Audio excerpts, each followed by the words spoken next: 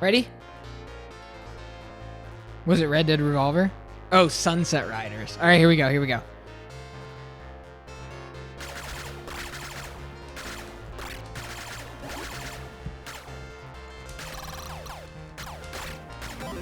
Oh, man. Upgrades. I forgot what they felt like. Okay.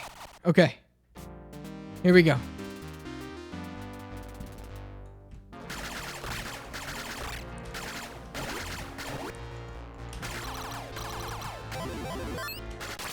We need the boots, man.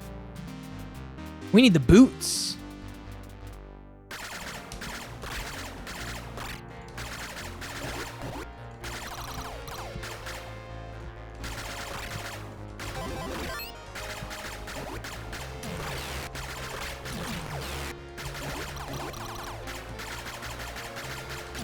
That skull will take away all your upgrades. That's the kind of game we're playing. Like Tracker said, unhinged and unapologetic.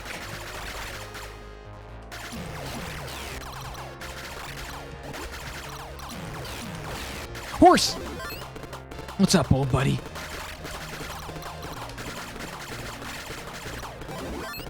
And boots.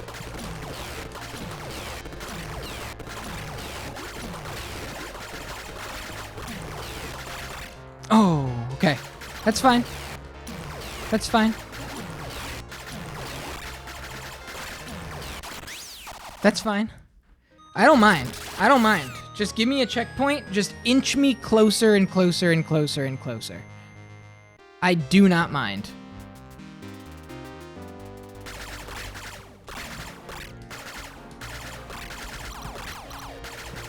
I'm not about to be a one-run wonder anyway. Who the hell am I fooling? I do not care.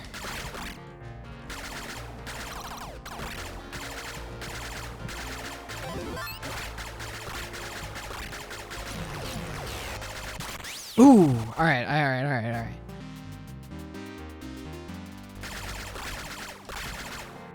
I hope that this stage isn't as long as 6 was.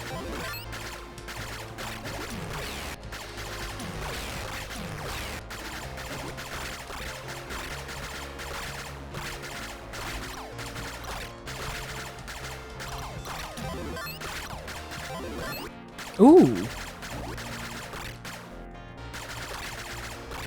Oh, God.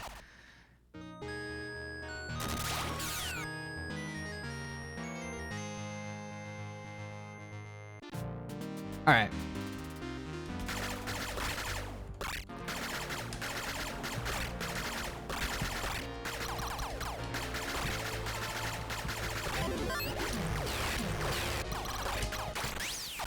So those are my upgrades. So I want all of those.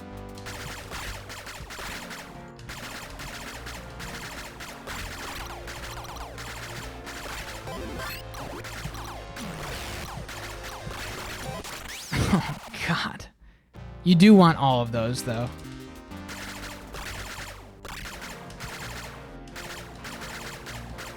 So however you gotta get it, we gotta get it.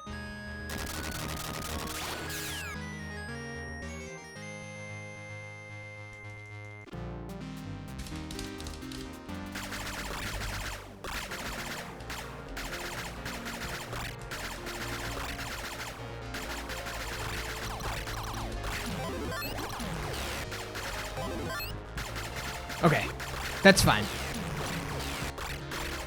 I got the 2 most important ones.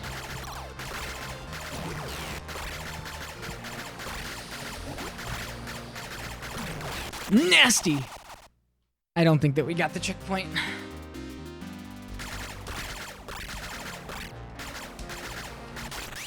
So nasty, man. So nasty.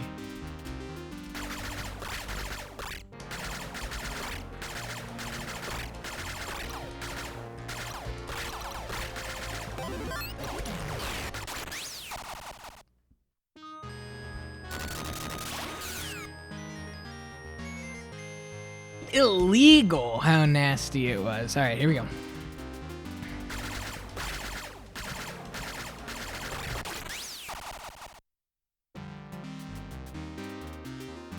So this is the kind of stuff I'm talking about.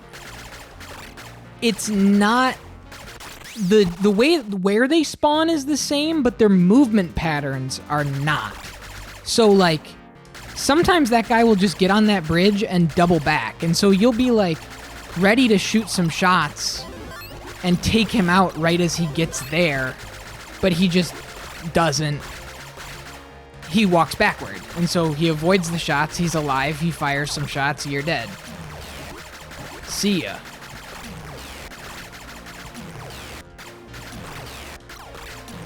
Okay.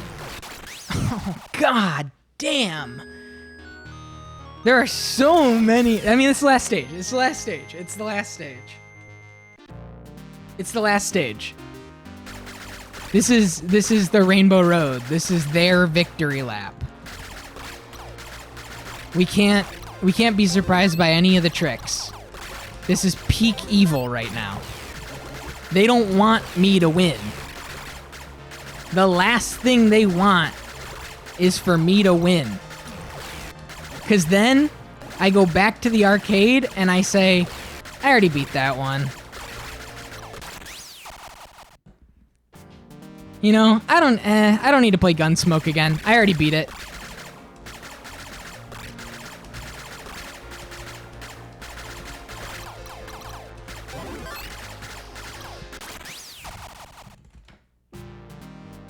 And they don't want that. They'd rather kill me than let that happen.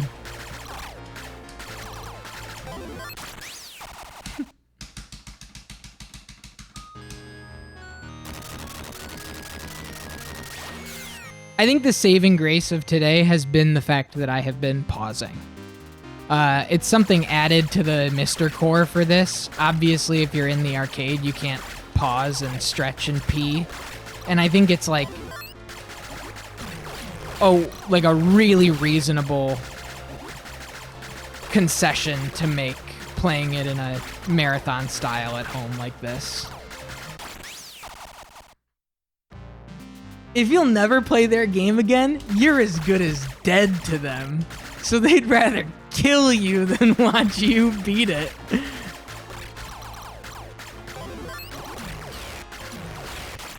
Fuck. And they're gonna.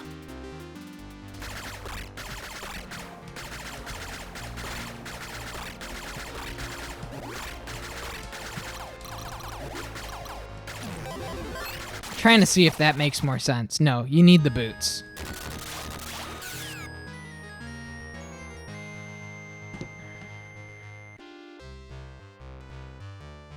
Good luck, Snow. Couple revolvers. Couple revolvers for the road, man.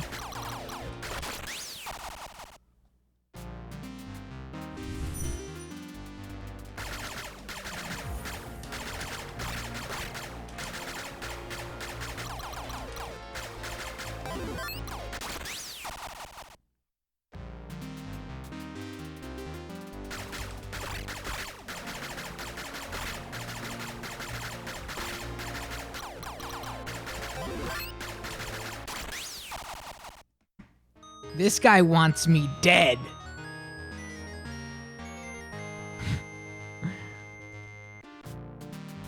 For as far as I'm concerned, this is a mob boss, and he might be.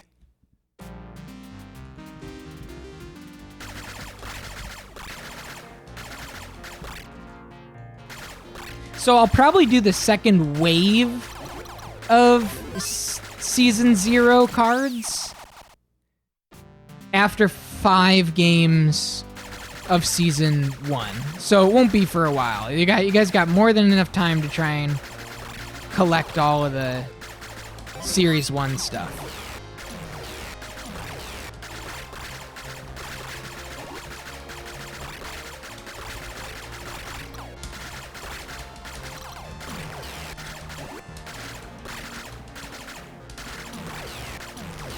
No, you!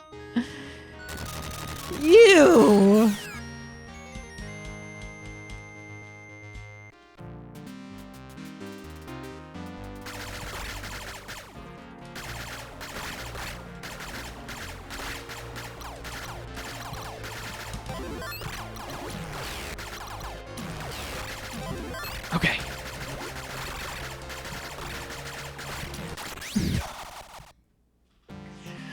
had all 3 upgrades, that was it. That was gonna take us all the way to the promised land, but the damn dynamite had other plans.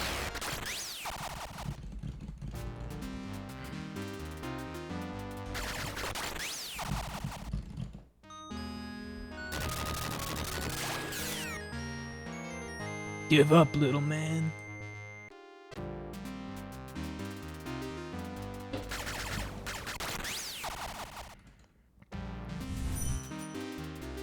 Ooh! Yo, you got Polycubic's Bucky. That's the first time that's been pulled. Yo, how exciting. 7 for 7, dude.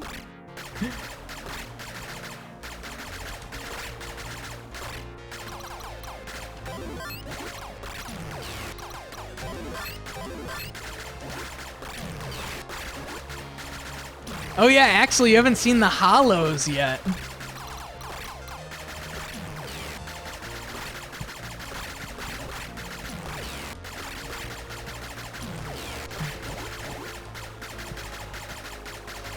Oh, stop it! Please tell me I got the checkpoint. Nope. I forget that you can only walk like 2/3 up the screen, and then it hard stops you. So I was trying to just keep walking up to like avoid the guys that were coming in from the back, but it stops you. I'll show you where. It stops you right here. You can't go any further up than that. And so you can't really, like, navigate the top of the screen and, like, avoid bullets and things. Which I guess makes sense, you know, given the structure of the game. If you just went up to the top, everybody who would, like, run in from the sides, you'd kind of be, like, undercutting a lot of the challenge. I doubt that it's a mechanical reason like that. I bet it's just purely technical. Something about the way that the screen scrolls, but I can give the game the benefit of the doubt a little bit when it comes to something like that. No, you dumb fuck.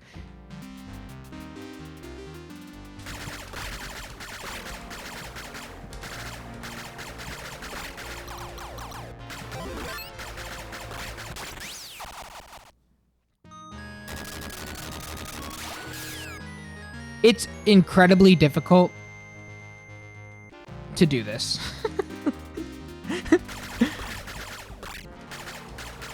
Let it be known.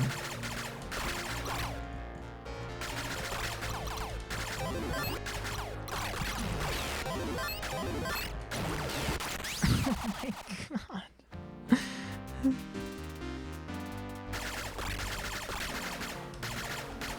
This is one of those things where, like, after we beat Scat,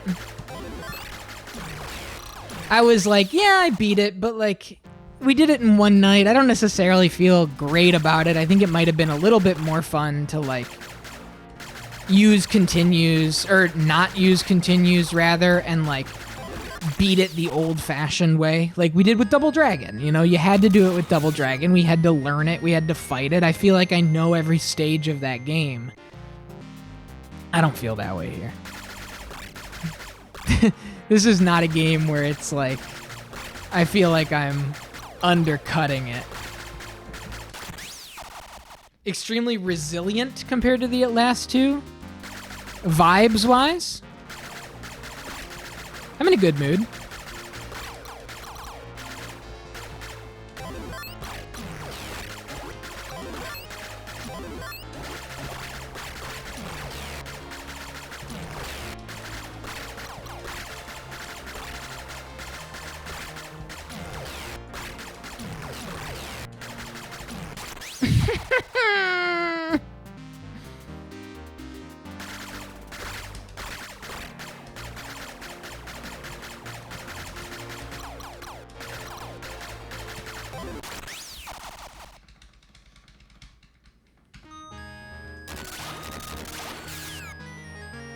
And to be completely fair, I do feel like I am meeting this in the middle by not using save states, right?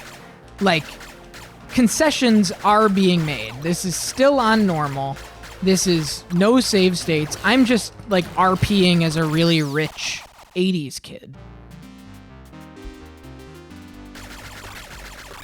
Like, Jeeves, fetch me another roll of quarters.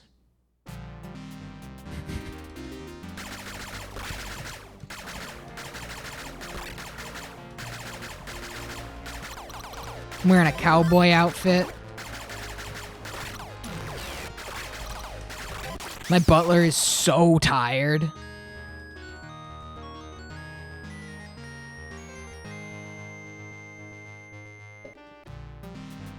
You never get to the 1 credit clear without spending even more credits than you would on this playthrough.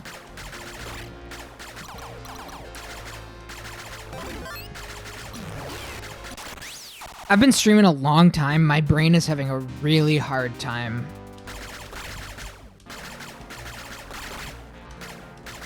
parsing that sentence. Like, you'd be coming to this thing weeks on end. Oh, that's true. That's true. Yeah.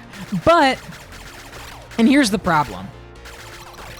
With Gradius, I was very excited to do that. I think the structure of this is so prohibitive for that kind of, like, learn by play, the way that we did, and we got that 1 credit clear in Gradius. There's so much of this AI-wise and everything. I mean, length notwithstanding, the way that enemies spawn in during bosses, you really are just hoping for RNG. Unless you are absolutely, like, without a doubt, muscle memory, encyclopedic master of every enemy's AI and know how to manipulate the game. Like, I don't doubt that there are people that can crush this 1 credit clear on Twitch. You know, I bet there are. However, you have to do more than learn the game. You know what I mean? Like, it's beyond... It's like the difference between driving a car, completing an obstacle course in a car, and knowing how to disassemble and reassemble an engine.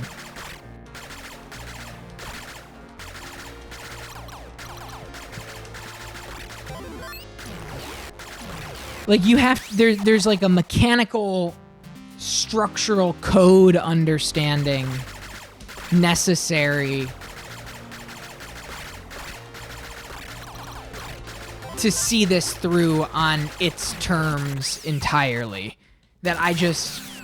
There's no fucking way, frankly.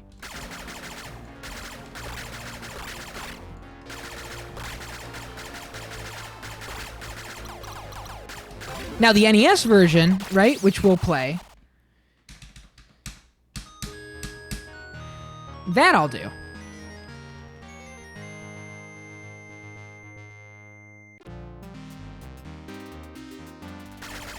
But yeah, 1 credit clear, this is a 40-minute long game.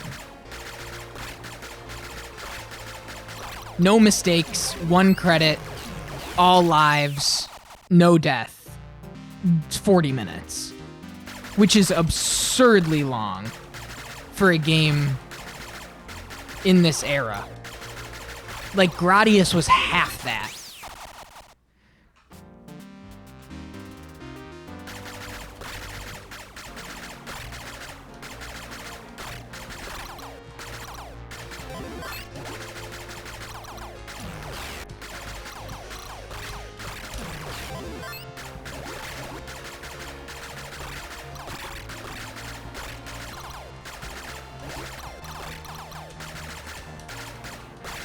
Whoa, that was a pow. Ooh, that's actually really good to know. I don't know if we're gonna be able to get to it. Oh my god.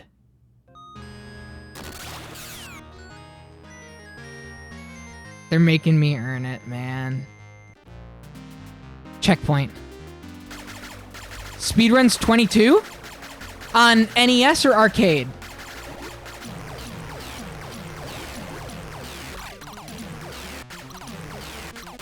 By God, that's the boss music. Because the 1cc's that I saw on like YouTube were in the 40-minute range. I could be wrong. I mean, I straight up could be wrong. But if it's the NES version, that's a different game. Like, straight up, altogether, is a different... Look at this.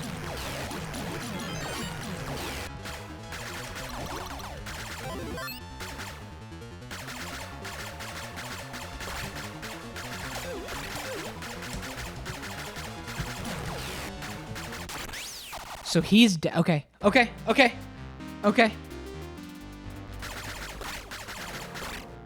This is an arcade game. Yeah. So 3 guys. You can kill the ones on the side.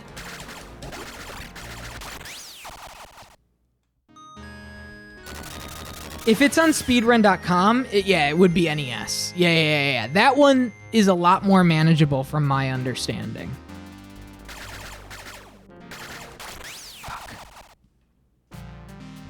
Speedrun doesn't have a category for arcade. I wonder why.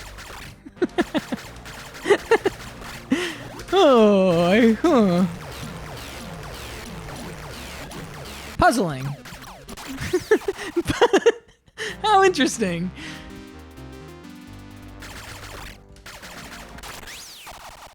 Seems as though there aren't enough people interested in trying to beat this game as fast as possible. Oh, how curious.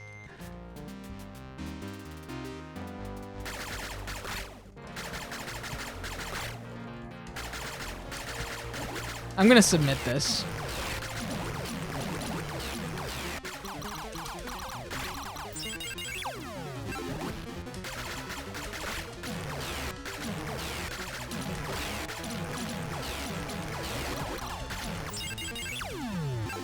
Fuck off, man.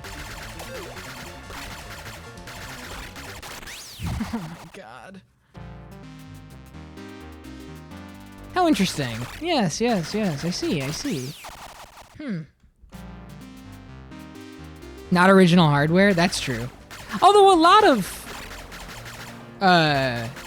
speedrun.com runs will allow Mr. nowadays. They're totally cool about it because of how close it is.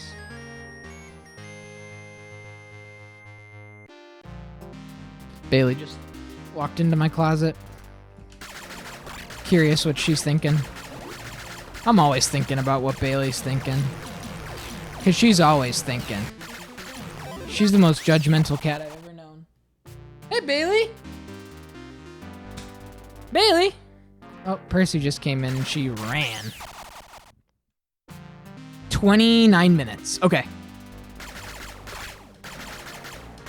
That makes sense.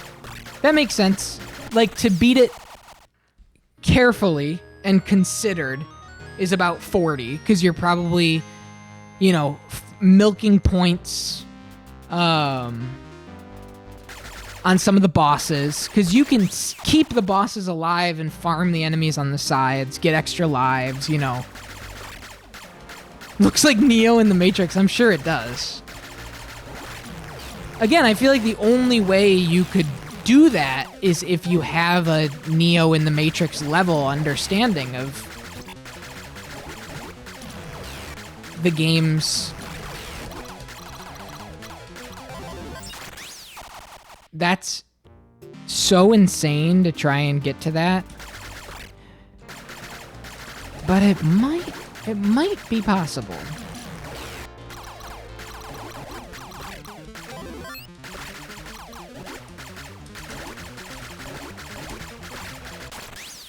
Okay. Most speedrun communities are built around original hardware. Right, of course. Yeah. And like speedrun stuff is totally inherent around community. The stuff where it really gets funky is like there are certain PlayStation 1 models with faster read-write speeds on disk.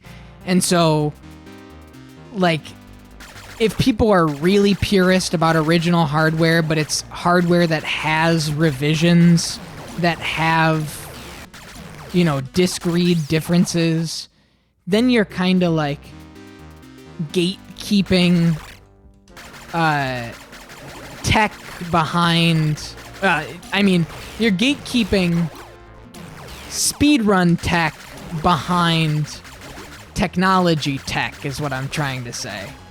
Which is something that I feel weird about.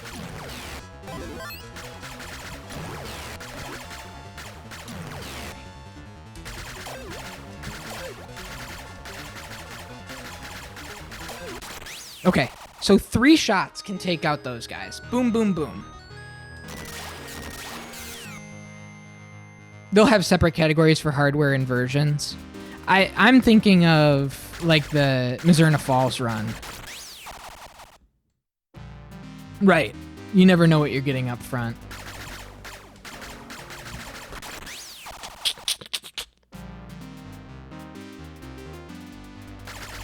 I think ultimately, if you're trying to speedrun, unless you're, like, trying to, like, put on a show. Like, I saw somebody on TikTok today who their whole channel is the wheel of speedruns. And they spin a wheel and it's systems. And then they spin another wheel and it's games. And it's all games where the world record is sub 10 minutes. And their whole stream is about spinning a wheel at the top of the stream, getting a random game in front of them and just seeing what their PB is. If that's really what you're going for, that's cool. Speedrun races are fun. But I think, I don't know, just like not following any documented routing and just learning a game. Like I was saying earlier, I was watching at SGDQ this year, I was watching Caveman do just that with this game Dragon Valor on the PlayStation 1. And it's like the sickest shit I've ever seen. It's one of the coolest games I've ever seen. And we were just like, there's stuff online, like documentation, write-ups about routes and where to go and what to do.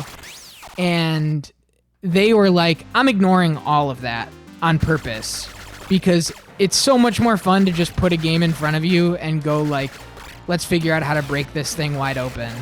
And I really admired that.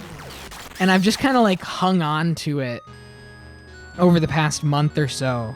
Like, if I were to pick any game from the history of this channel so far and when I'm gonna speedrun it, it would be something, right, because that is how you find new strats. If you follow the documentation 1-to-1, all you can do is really like master their top speed or whatever.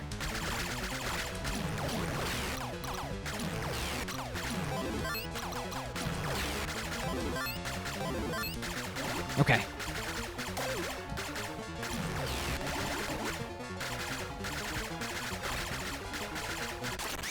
Okay. Right, and I should, you know, be abundantly clear. I'm absolutely without question and will not be shy about the fact that I am a complete speedrun tourist. Right?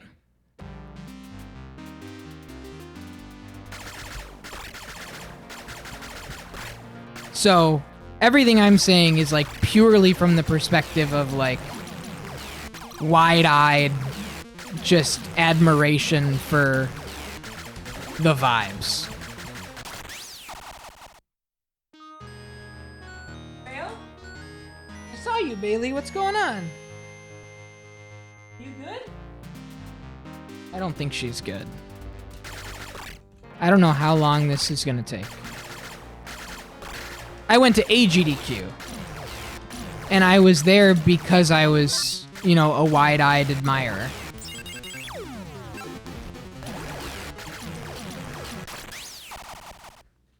Not S.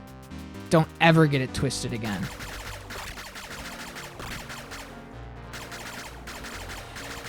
Hello, my darling Bailey Angel.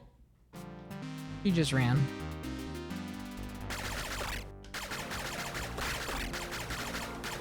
I don't have the speedrunner spirit, but I think they're neat. Me neither. Bailey! Come here, Bale! She is not happy. She's done. Frankly, I'm close to done, but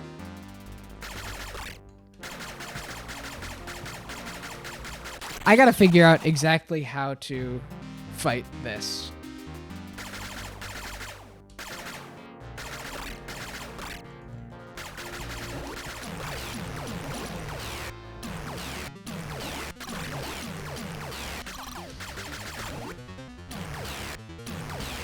I gotta get up to those guys so that I can kill the two of them and then get the barrels on the right-hand side. Okay.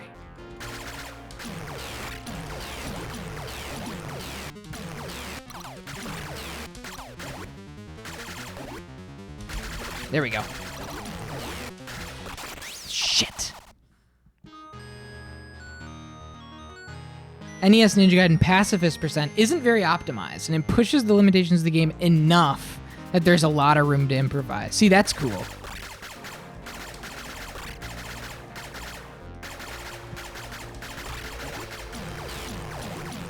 Oh my god. Oh my god. Okay, so there's nobody that shows up on the right after the first guy. So after this, it's all on the left. Until the bridge. So just don't get hit. Oh no, that's not true. Okay, there's one guy that spawns on the right. So there's one guy that runs in from the right, two on the left.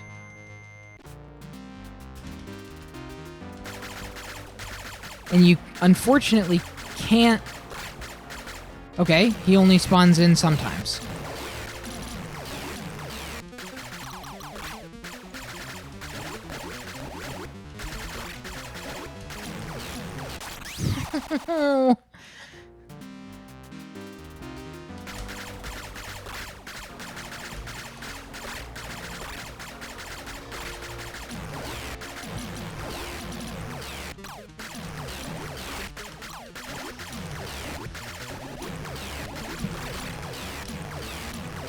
Stop it!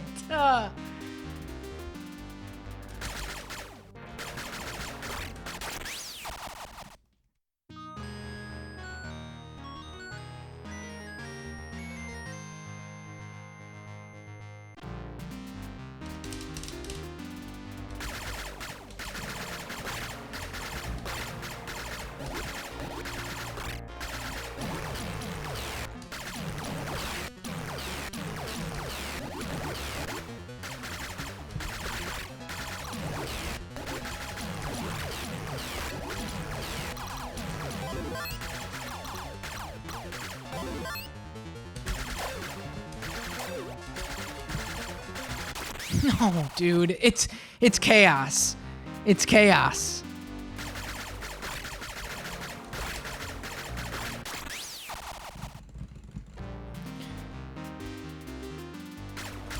I'm probably gonna look up some sort of strategy for the boss.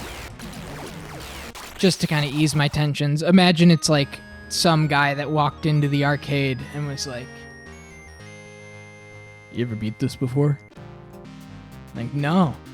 I beat it once back in Tucson. No shit, really?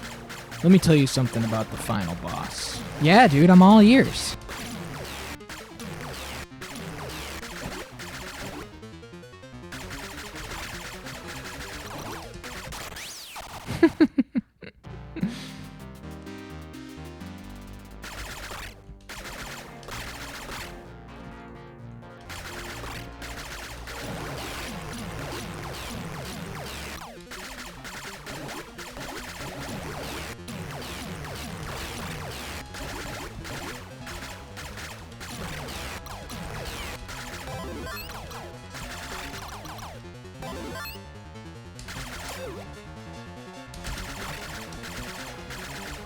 Okay, so he comes all the way down there.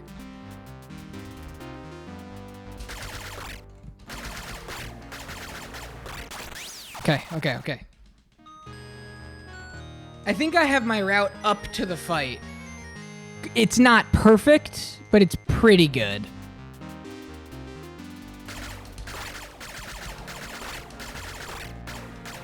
That's the guy I gotta worry about, but I can't really do anything about him.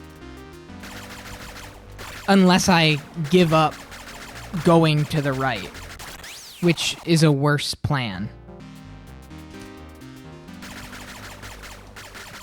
You might be able to get him. It seems like you might, maybe, possibly, potentially, perhaps. And they didn't spawn that time.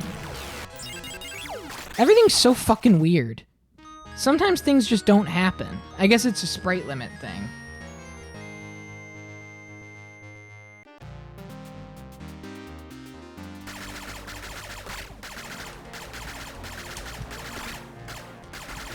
Yeah, I guess like certain enemies just don't spawn if there are too many sprites on screen, which, you know, makes sense.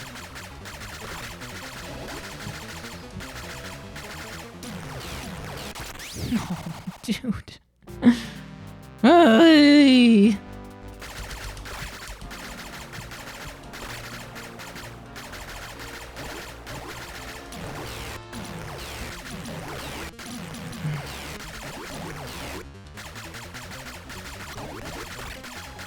Come on.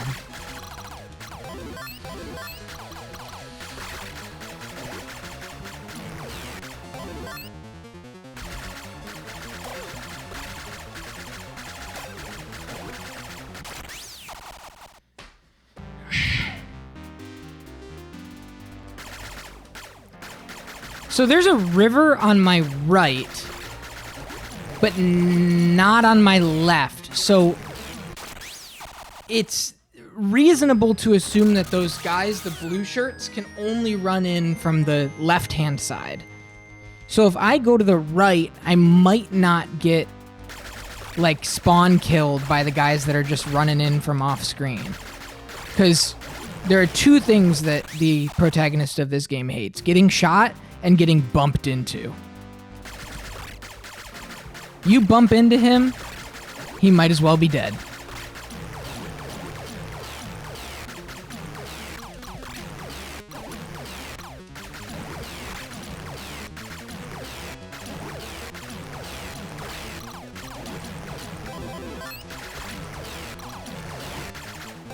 Okay, so if I go all the way to this side, and now he is dead, there is somebody that can spawn in there. Okay. Still doing all right. All things considered, even with that, we're still learning. There's a lot of learning that's being done. So I can kind of stand a little bit lower on the ridge and just make sure I'm firing off to the right to take care of the gray shirts if they spawn. Because now we know that they can spawn there. However, it seems like there's only one spot that they can spawn from, unless they can walk up out of the water, which I doubt.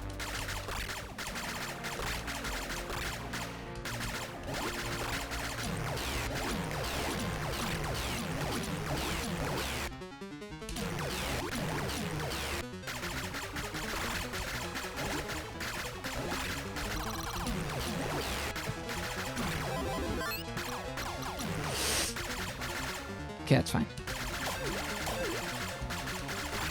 2 spots. Okay. Okay. I'm feeling good. I'm feeling good.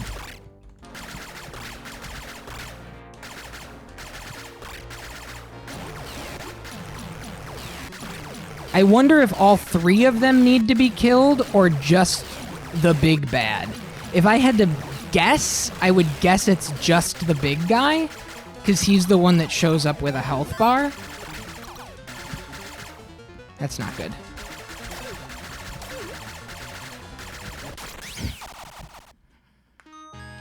But I don't know.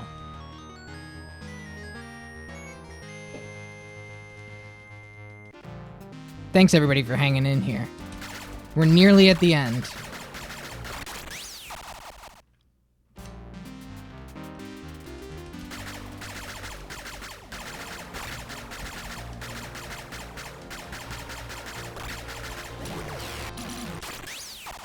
We got to figure out a way to confidently weave through, like, the quad shot. I think it might even be 5 bullets.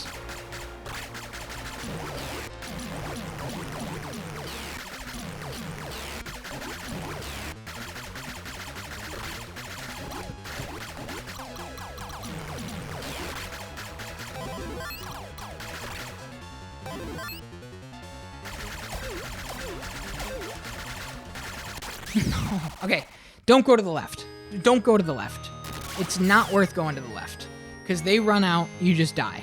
Don't go to the left. Stay on the right. For now. Stay on the right.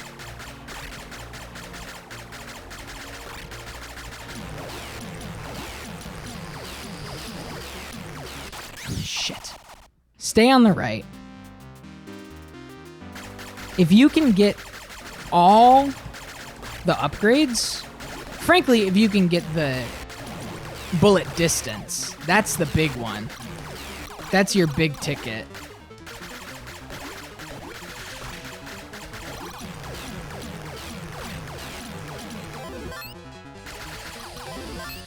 But that's the hardest one to get.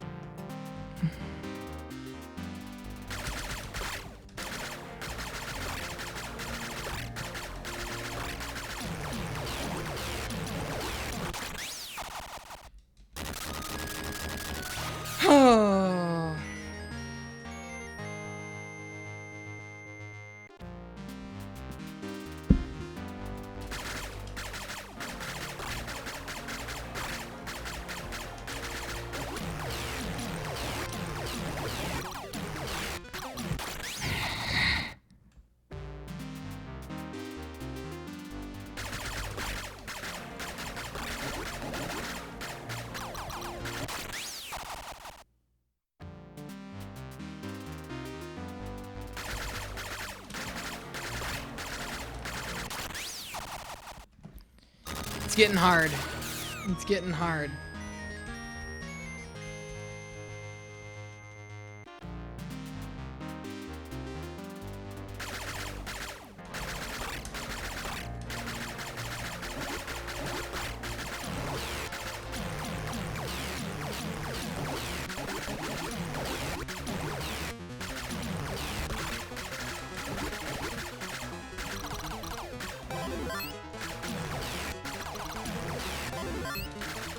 Fuck you.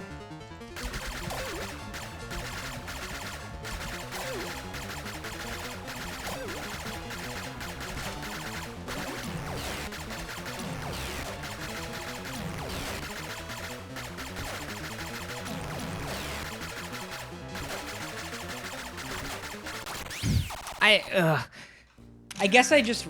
Here's what I do. Here's what I do. It's a weird strat. I don't know if it's gonna work. Did we get the screenshot? It's a weird strat. I don't know if it's gonna work.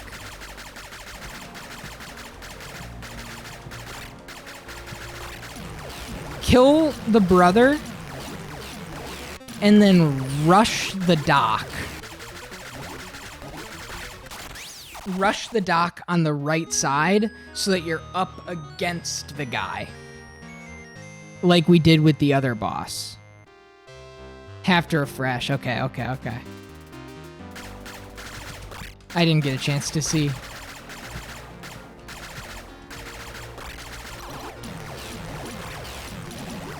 Okay.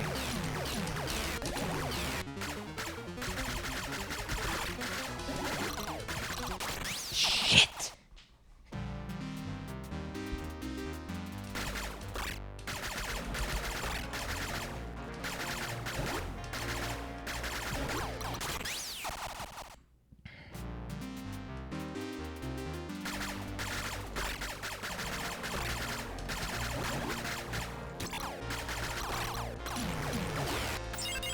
Go away, bro. Go away! He thought he was a hero. I mean, I guess he was. He won.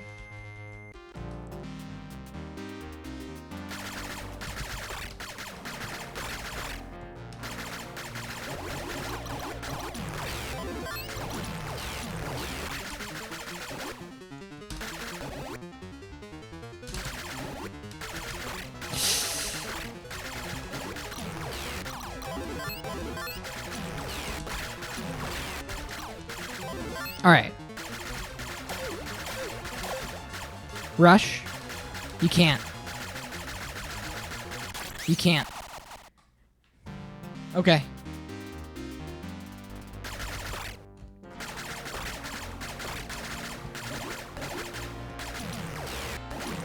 Dinner?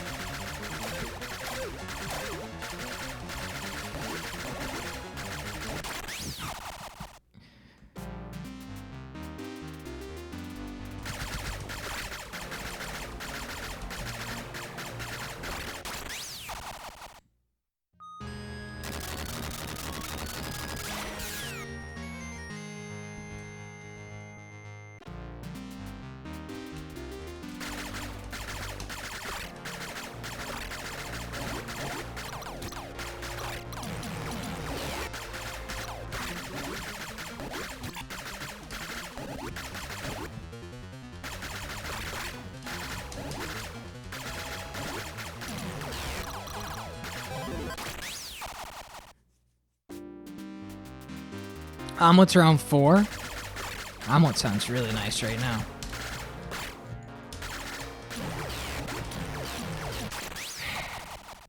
It is almost midnight. I know.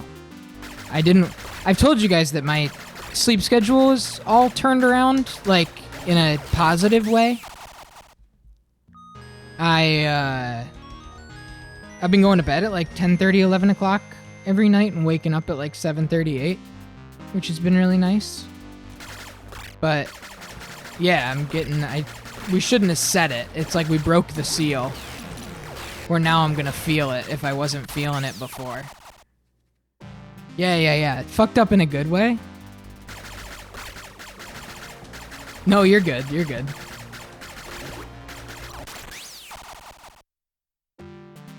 I'm gonna look up the strat for this. Because, like, we're getting up here at pretty reasonable times.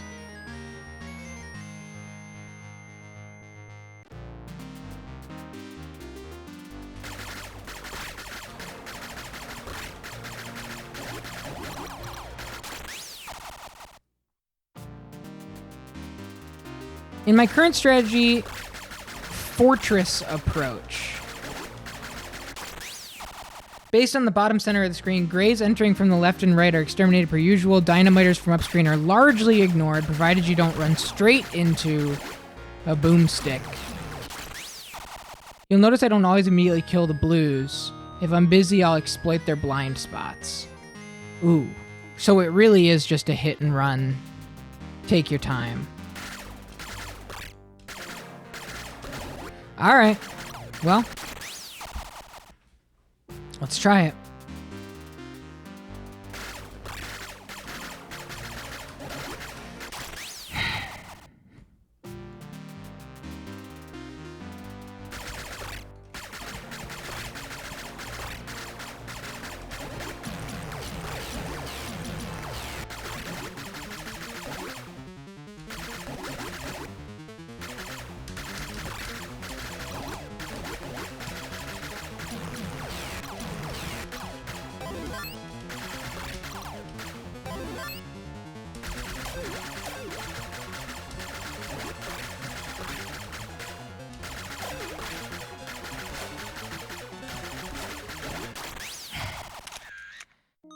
You definitely got him that time, yeah.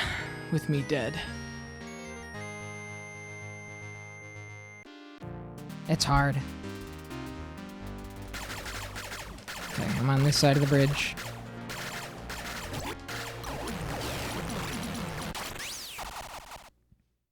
That wasn't so bad, actually.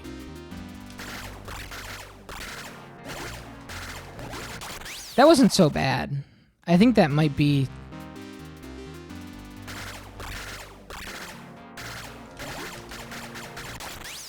I think that might... I mean, I gotta kind of consider my routing, but I think that might be all right.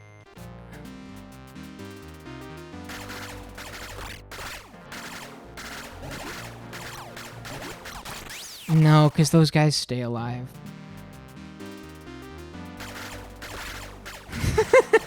Dude, listen, me too. I'm so glad you said something, because me too. Why does he not give a shit? Why does he not have like a single lick of gun safety? It's like the most lackadaisical holding a killer's weapon I've ever seen.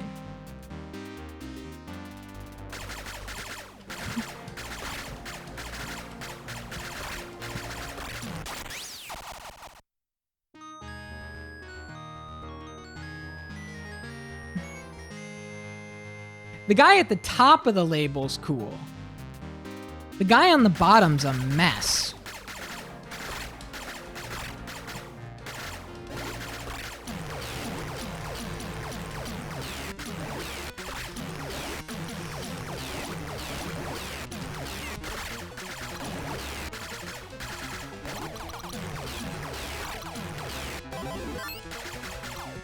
No, you fucking...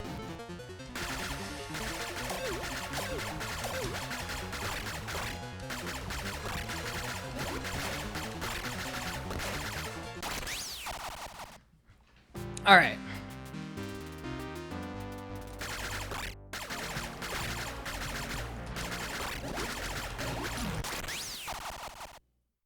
The guy at the top is the guy at the bottom when he first discovered the game.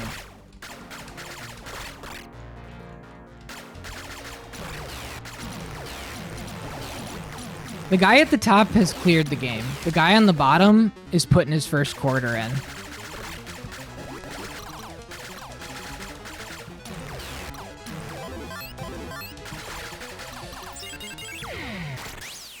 So sick of that fucking skull.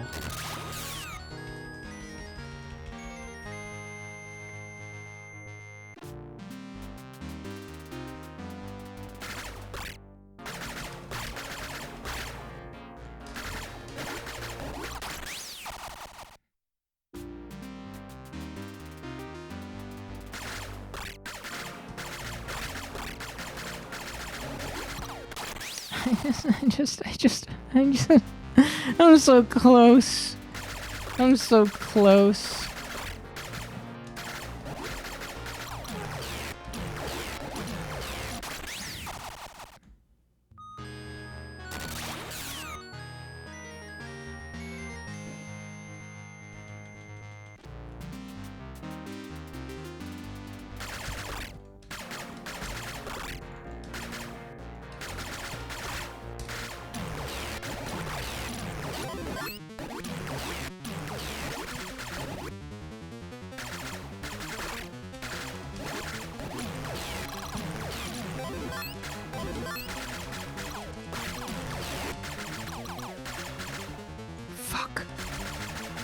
I don't think you can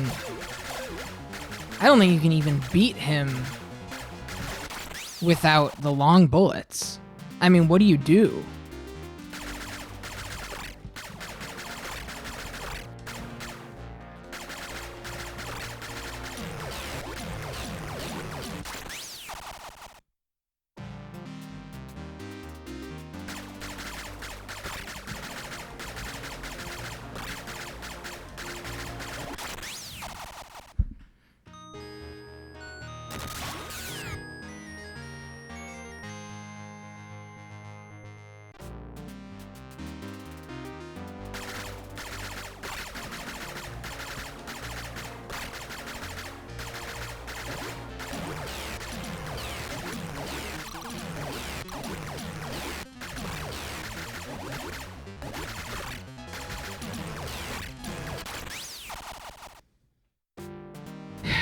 The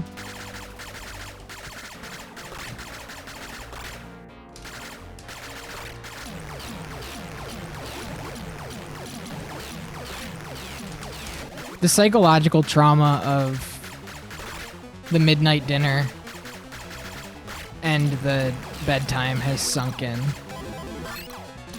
I should be asleep.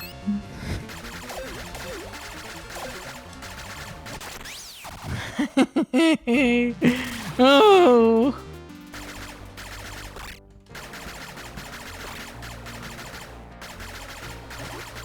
I mean, you're committed at this point?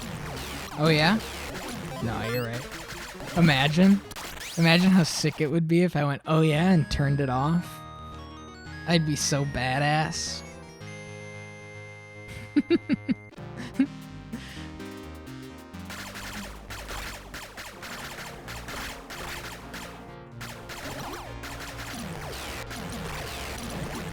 Dude, I need cigarette smoke. That's the smoke. Everyone's been asking, where's the smoke? It's the cigarette you light up as soon as the credits roll.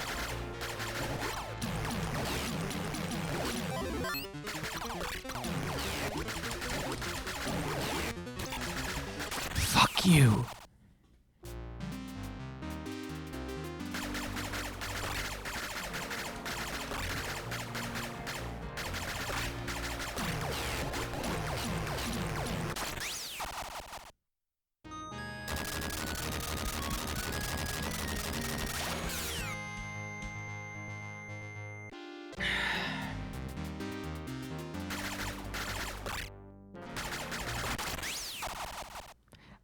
I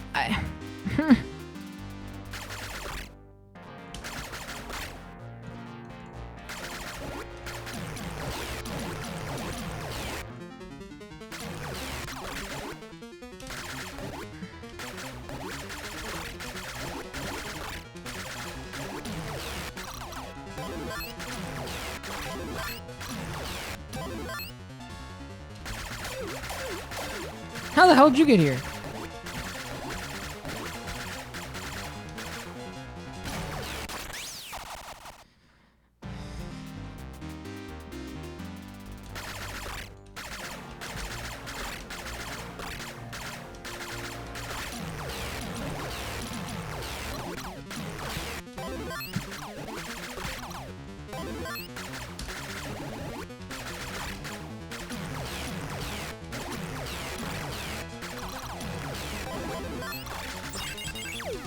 Fuck you, man.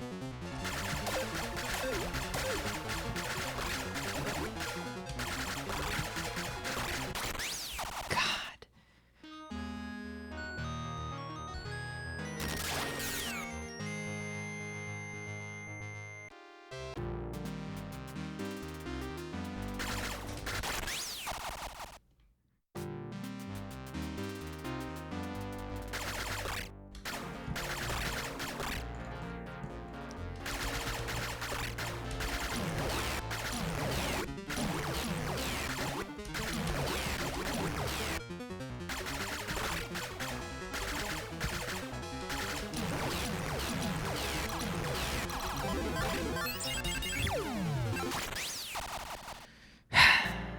All right. Here we go.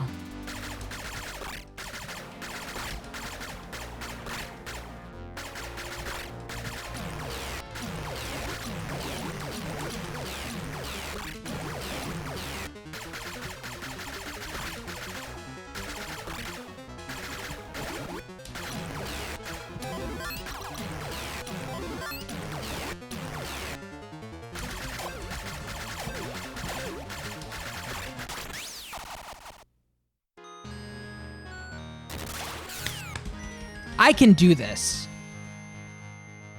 I can do this.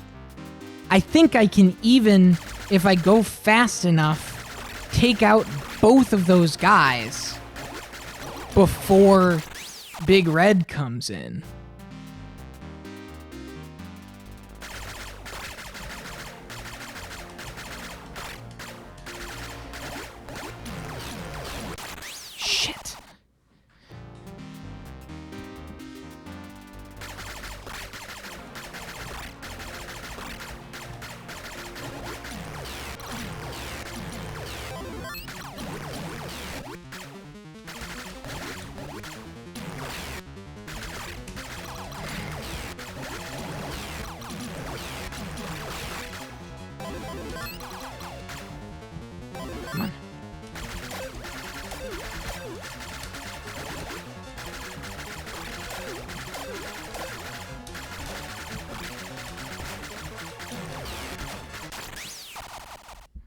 So you can do it.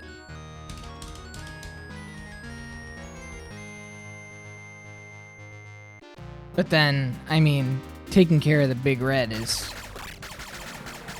another story. There's really no magic trick.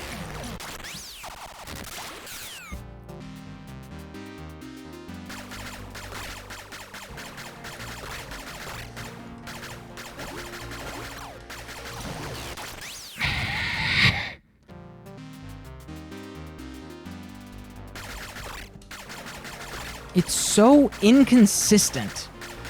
Nothing is consistent. Sometimes the purple guy shows up. Sometimes he just straight up doesn't. Sometimes it's just there's no logic. I mean, obviously there's logic, but it's like I can't replicate the same flow each time, which is like what I need to relax just a little bit. You know? I just need like I just need relaxation up until the boss. Like when we cracked the code on that where if you walk forward, you don't have to deal with the guys throwing the axes. Like that was a breakthrough that like made the lead up so chill so that the rest of the engagement wasn't hell.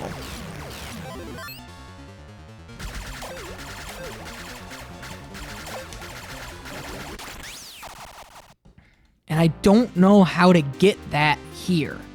I go 1, I go 2, and he runs, I just...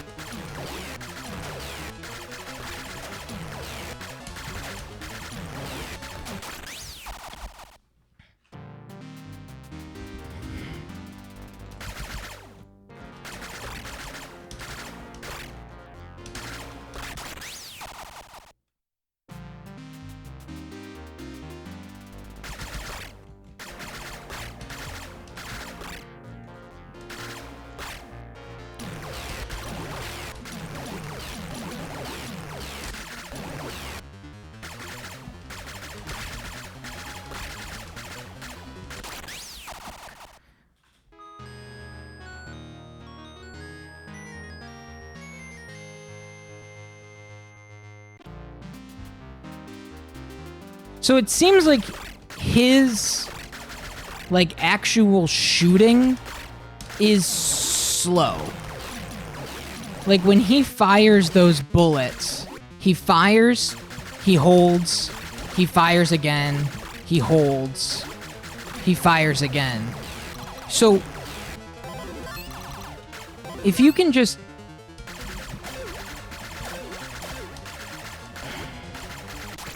Fuck you, dude!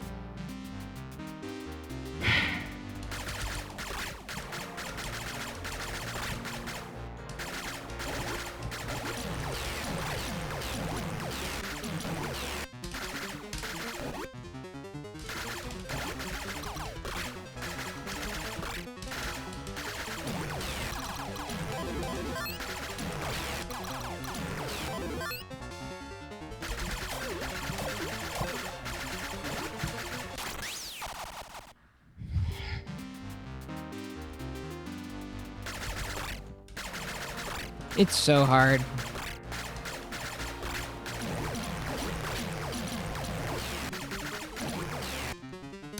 It looks like I'm getting pretty consistent at that.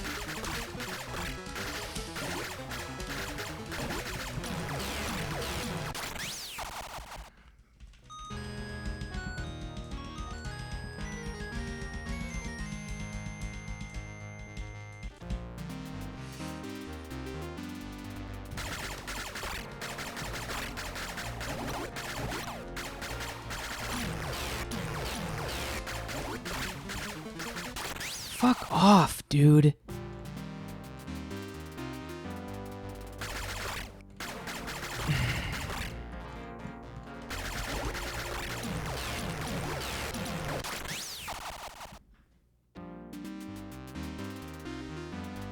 Come on, baby.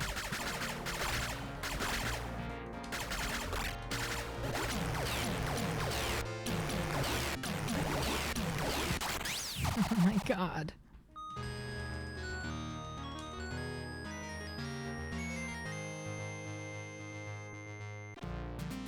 Pa himself is a much deadlier proposition than his sons. Chiefly... Hang on. Chiefly for a dominating and initially invisible feature of his spread shot. See the bullet puff animation? Nope.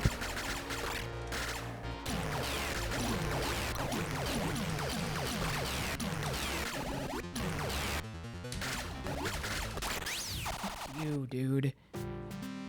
Not only are the puffs lethal to touch, their hitboxes remain active for at least a few frames after the sprites have disappeared. That's lovely to hear. It's an effectively solid, invisible wall of death. You've got to wait for it to fall, rush in to score your hits, and then retreat. The timing is tight, but a groove is definitely possible. Okay. Whatever you say.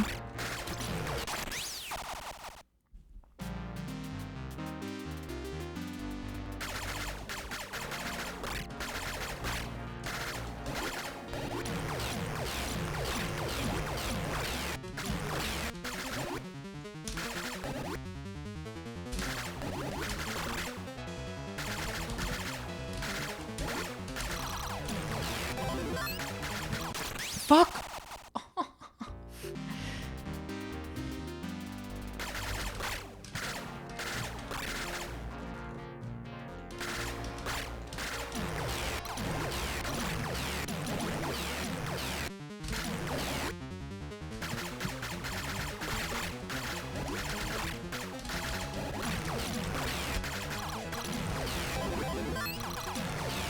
No.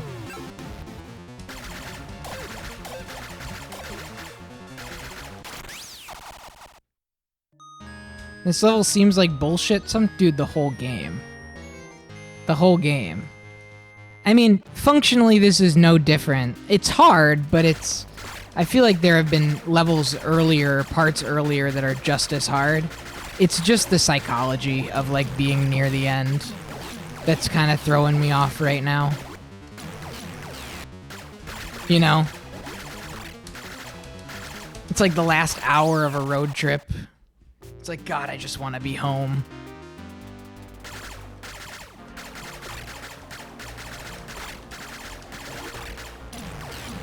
And we just mentioned that I'm, like, past my bedtime, and it's just a...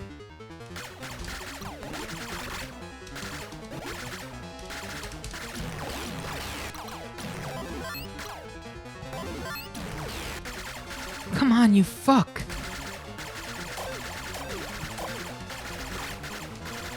Great.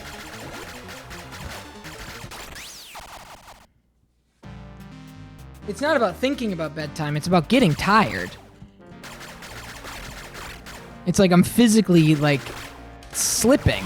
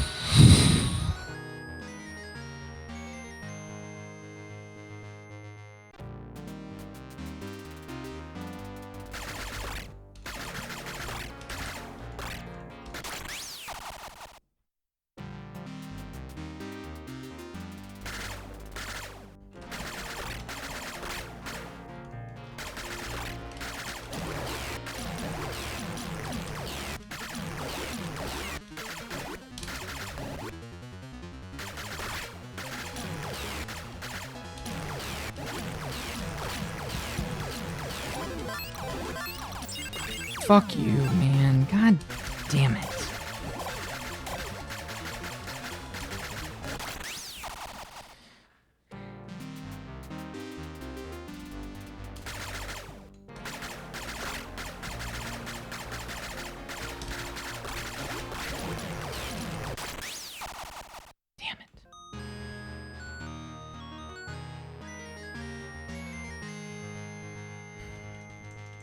Lee got 100%, 102% in Panic Porcupine today. Was leaving on vacation tomorrow, stayed up till 3 a.m. to keep playing Panic Porcupine to say that they did it. Let's do the same thing. The repetition, I mean, it's brutal. You just gotta do the same shit over and over and over. I think I'm gonna throw on the strategy and see how they do it. Because I don't think I get it.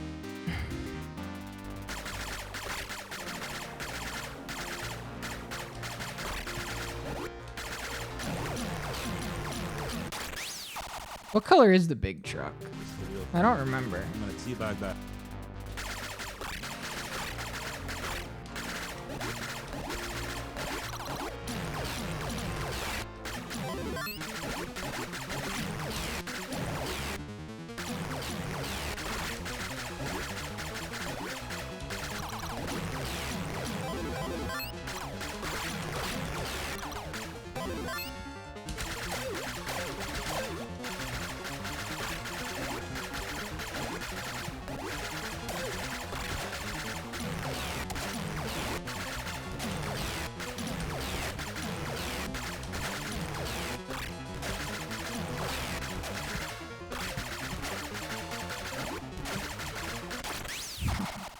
God.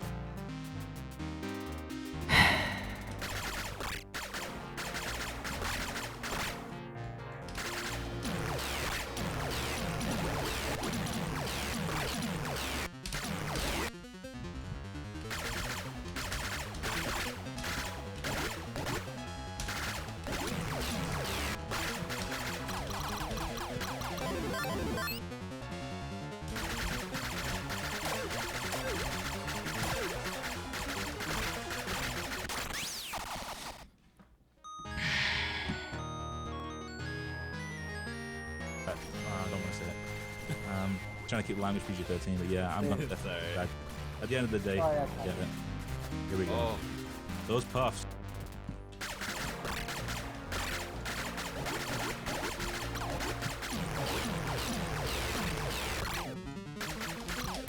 I'm here to tell you the video doesn't fucking help at all. The video is just like, be good at the game. Hit shots, don't miss shots, don't get shot. There's nothing, there's no secret answer, really. There's no secret answer that I haven't already found myself, is what I'm trying to say.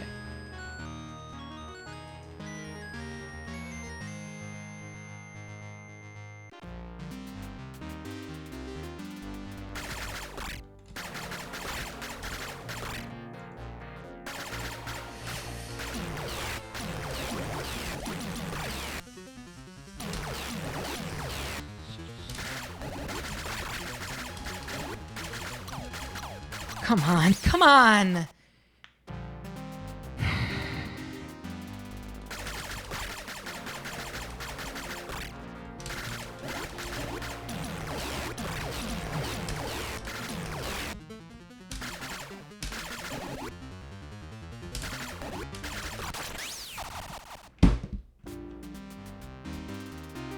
It's everything has to be, I mean, literally flawless.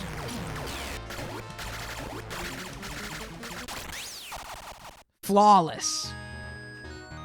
And that's just, it's so, like, it just sucks your spirit away.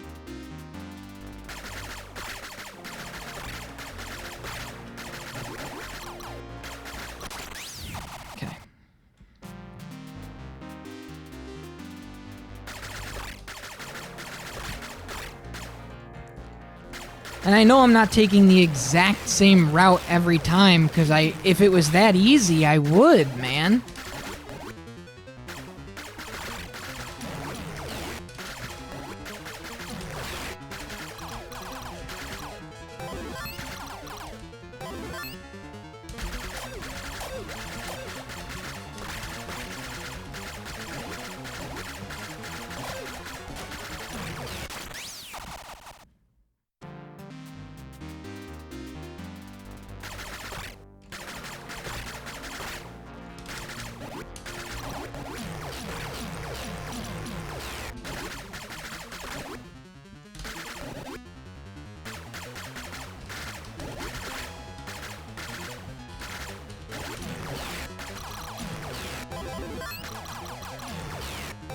No, I knew that was gonna fucking happen.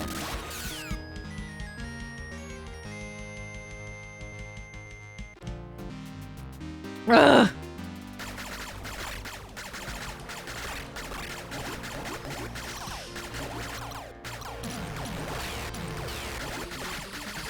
Shit.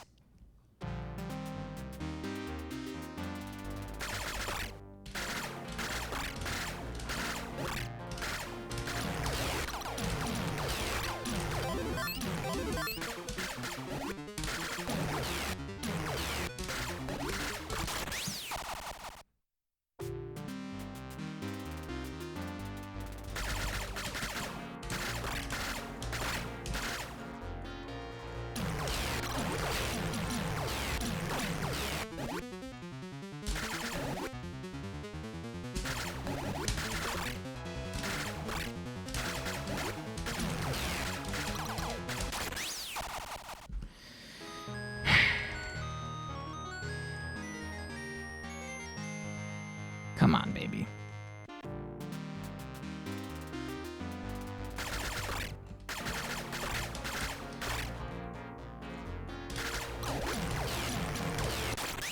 Fuck.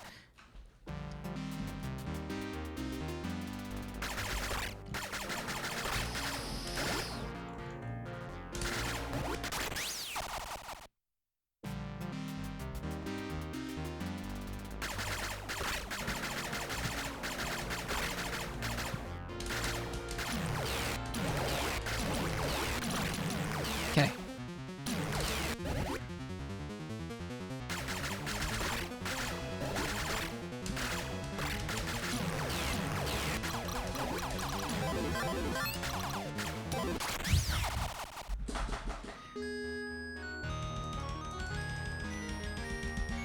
Please.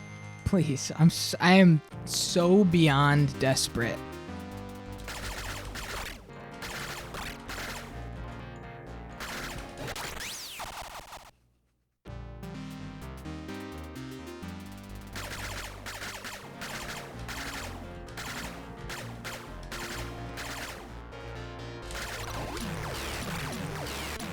Get the fuck away from me. Stop chasing me all the way up here.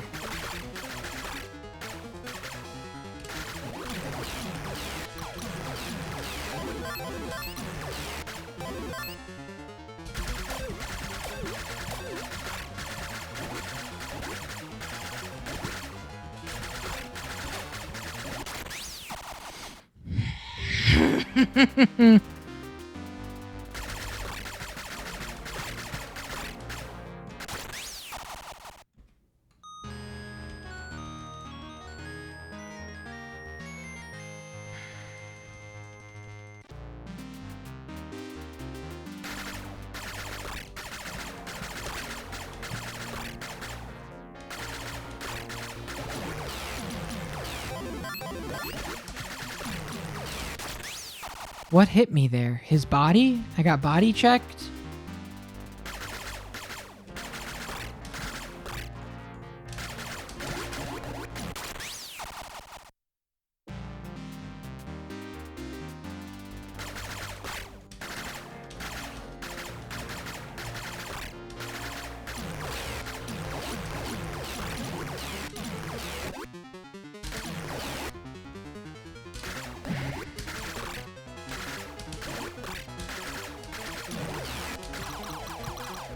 Fuck off, dude. Please. Can somebody, like, talk about... Can I get a conversation topic? Just draw something from a hat so that I have something to talk about that's not the misery of this. Anybody have anything at all? This is like a streamer moment of desperation right now. That's like, I need a lifeline from anybody that's willing to... Storm's gone. Storm, it's a one-word answer. I'm gonna have a point redemption that has me switch hats on stream. John had that. Also, saw the big truck.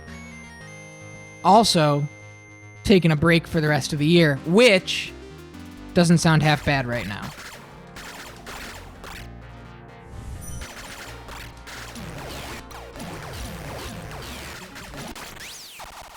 Kitty? My cat?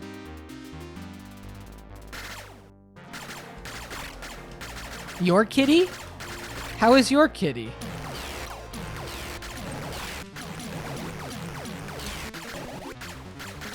I want way more than a one-word distraction. I want a conversation topic so that I can think about something that's not this game.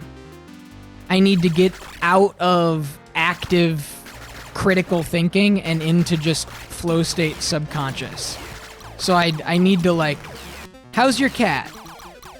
How is everything? How's the move been? What game before? How's life?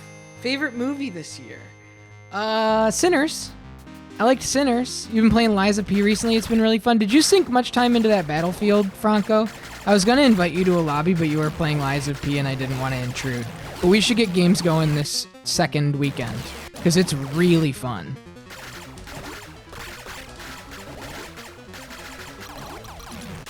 Fuck. My favorite movie I saw this year was Dog Day Afternoon. My favorite 2025 released movie, Sinners. Battlefield 6 open beta is sick. It is sick. It's so sick. He's starting to turn into a stink bug. He likes to attack your legs after using the litter box. Percy's a farter. I don't think I'll be buying the new Battlefield, but I'm enjoying the beta a lot. Oh, I'm not gonna buy it. That's just kind of like, I have fun with those betas, and then it gives me my fill as if it was a full game. You know? I absorb everything I need to absorb from that beta and go like, yeah, this rocks. And then I just never play it again. Yeah. Looks a lot like Battlefield 4. It could be great, though. Isn't that like... Battlefield 6 looks a lot like Battlefield 4, thank God. Isn't that like most Battlefield heads takeaway? I mean, I don't know. I don't play Battlefield. I've never really... I think I've only ever played Battlefield betas. It might be day one Game Pass. I don't have Game Pass currently, but I am going to need it for Indiana Jones and the Great Circle unless I buy it. So that's actually that's good to know. I mean, obviously nothing's been locked in. That smaller domination mode, you can jump in and play like a Call of Duty lobby. I really like Breakthrough. Have you played Breakthrough yet? Breakthrough is like Battlefield Red Rover. You have like an offensive team that has 200 lives to secure a point. And then the defensive team has infinite lives to defend the point. And so it's got this really, really fun, and you said that you played it, so now I'm just describing it for everybody else. It's got this really, really fun, like, chaotic push-pull of... It's fun to be the defensive team, and it's fun to be the offensive team. It really works in both fronts. Like, offensive is probably a little more fun, just because there's like a chaos to it, and I like playing medic or support, whatever it's called, the class that has the electric paddles, the revive.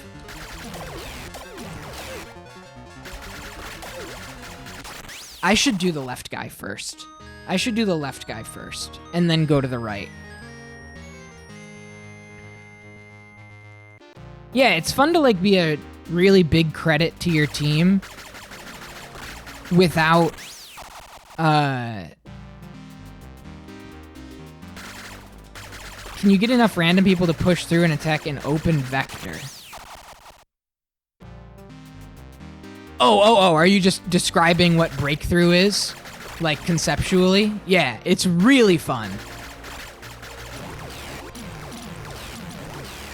It just works. No, you're good. I thought you were genuinely asking a question and not being rhetorical. I thought you were saying, like, in Battlefield 6, can you get enough random people to push through? But you were just describing why breakthrough just fundamentally is a fun thing. No, you're good. I'm there too. Yeah, I've been really enjoying it. I probably put like maybe 8 hours in over this weekend. I was actually really surprised. The one thing that I have noticed about it, and again, I'm just gonna play the beta and then, you know, tip my hat at it and dip, but I play like one game and then I get halfway through a second game, and halfway through the second game I go, I don't want to play this anymore, and I turn it off. And then I come back an hour later and I play one game, and then I get to a second game and I play halfway through a second game and I go, I don't really want to do this anymore. And then I turn it off. I think it's just the nature of like having a good game versus having a bad game, and like, because it feels bad to have a bad game in that game. If I had the long bullets, that would have been him dead.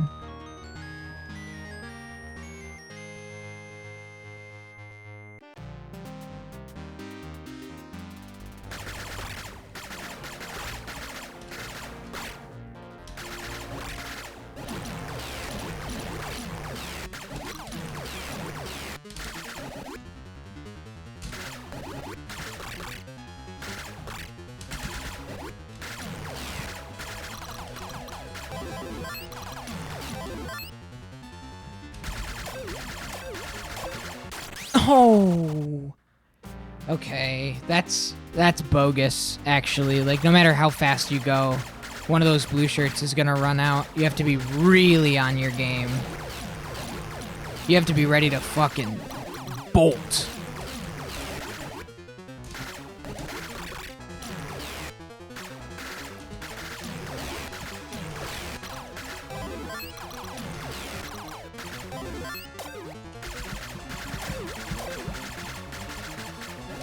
There they are. The other boss didn't spawn? Dude, everybody wants to be a damn sniper. It's like, grow up, man. They want to be the grandpa sniper guy. It's like, grow up, man.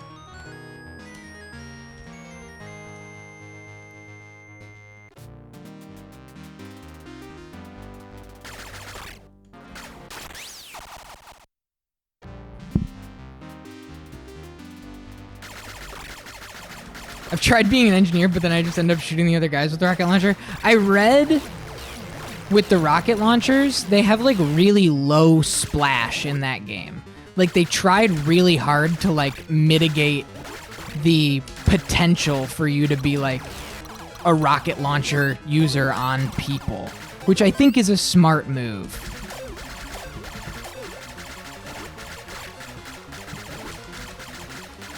Chaos. Chaos. Your baseball tricks don't work on me, Alpha. I've been off baseball since the All-Star game. Is this still the end stage? That's the final boss right there. Right at the end of that hallway is the final boss.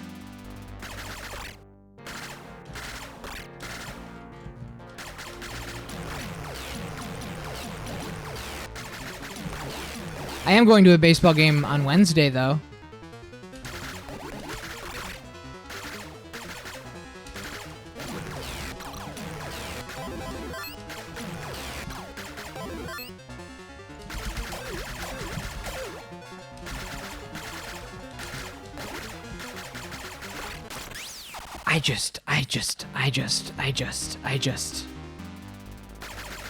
I don't know. I know he's pitching.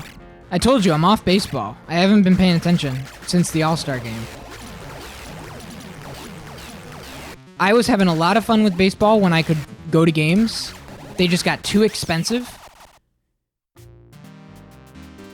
Yeah, I don't care about first place. That my stepmom is like really fucking annoying about sports standings. And she's always texting me like, Tigers slipped, Brewers #1, and I don't care, man. I like my stories. I like my characters. I like my people. My stepmom is just very much like, the team sucks. There's no reason to fucking watch them. She doesn't swear. There's no reason to watch them. They suck. I'll be surprised if they even go 500 this year. And then they're crushing it right now, the Brewers, Milwaukee Brewers. And so she's obviously going to talk to me the whole time about how they're doing incredible now. They're incredible. Mind you, I went to the first Cubs-Brewers game with my stepmom at the beginning of the year in April. Me, Minky Moo, drove up to Milwaukee to take my stepmom to a baseball game. I need you to understand what it's like over here. My stepmom, my stepsister, me, Minky Moo. Minky Moo and I drove up to go to this baseball game. We bought tickets. We were there. Cubs got 8 runs in the first inning. And my stepmom left. We bought her the tickets. She said, "This is pitiful. I can't watch this. It will ruin my night." And left because her team was losing. Okay? So it's so anti everything I stand for to be like only in it for the stat line. You never leave a game early. Well, that's what I'm saying. It's like, and so it's just totally crushed, like,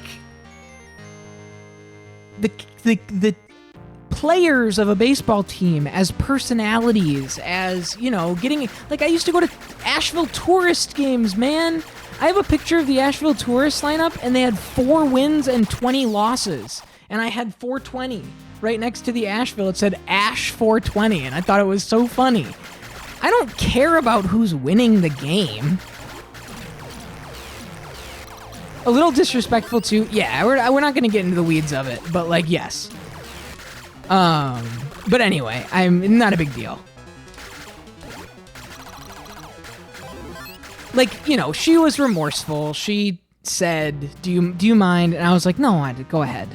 Go ahead." It's like, but understand that, like, remember when you said that the Dodgers were washed and I pulled up the damn stat line and they're 8 games up? They're 8 games up on the next team. I forget even who it was at the time. That's like, we're going to a White Sox-Tigers game. And the whole reason why the White Sox-Tigers, the whole reason we're going to the game is because the Tigers were on fire, okay? Absolutely on fire. They were crushing it. Best team in all of baseball. And my stepmom was excited. And I doubt she'll give a shit about the game anymore because the Tigers are not good right now. Like, the game will not... It's like the whole reason that we got these tickets and the whole reason she wanted to drive out to go and see the White Sox was just she needed to see this Tigers team. And I'm like bracing myself for the fact that she's not going to care about the game because the Tigers are pitiful now. And I promise you that's the word that she's going to use. She's going to use the word pitiful. Like, we should pity them. It's just like, come on.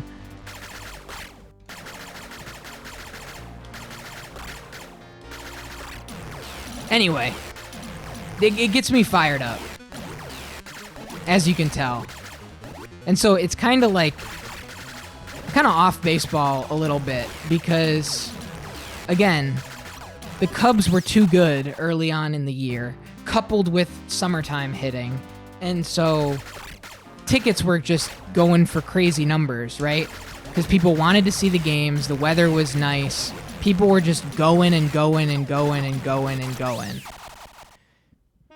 And so I was going at the beginning of the year when the games were cheap and it was cold and it was quiet. Now I can't go to the games anymore. So I haven't really been following it as much. I've been, just doing other stuff. And that's fine, We're going to have the playoffs. I'll watch the playoffs. It'll be fun. And then the off season, I'll get excited for the next season. And we'll be right back again in April talking about opening day and all stoked for it. I know it's going to happen, but for now, man,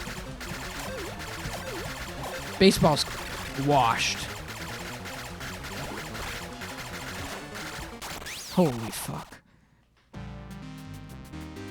I don't know what to do.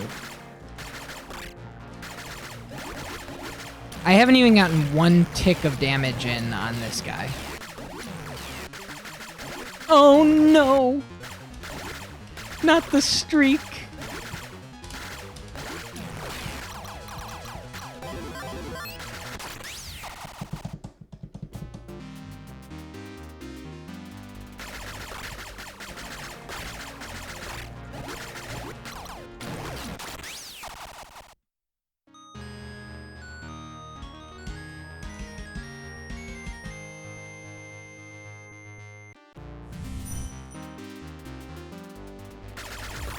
The data keeper, dude.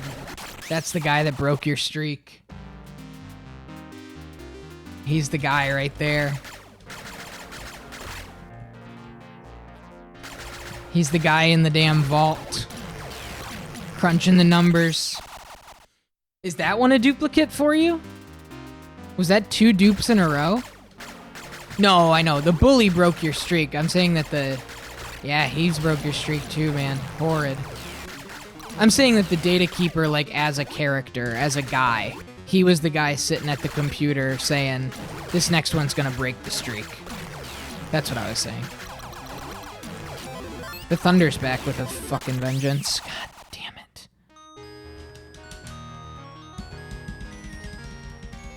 Kiddo knows that the buttons on a controller are X, circle, triangle, and square. Hell yeah.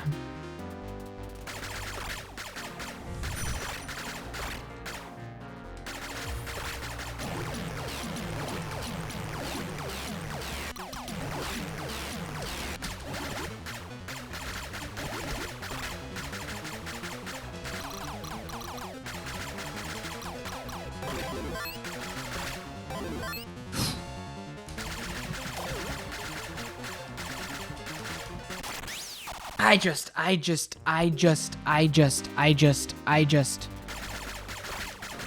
I'm getting close to a point where what I'm gonna do is do this and go like 80s NES kid going to school the next day style and just hope that it stays up and we'll come back tomorrow. And if it doesn't, then it was a sign.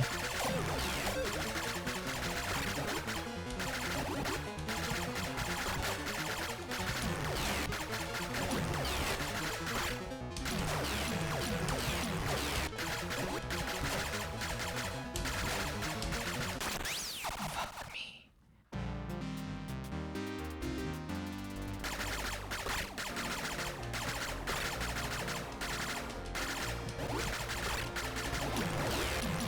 I mean, this is genuinely like a spiteful ending to this game. And you have to think about it. This is an arcade game. This is like, you were supposed to be doing this in the arcades. Professor Oak, nice. Did I turn off the limit? I thought it was supposed to be 3 pulls a day. I feel like you've been going to town. Maybe I turned the limit off.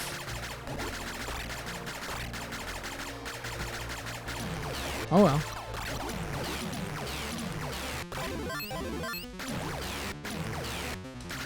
I can test. Yeah, I mean, it would say, like, that's all your redemptions for today.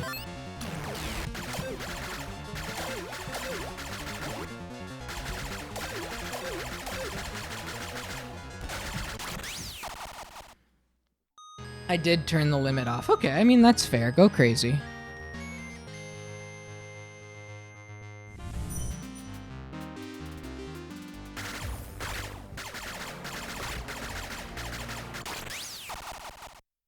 The cat packs are flowing tonight, man. Whatever.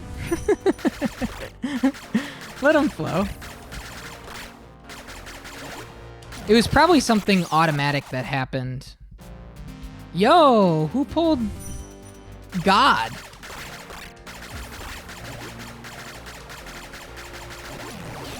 Congrats on God. So fun to pull a rare.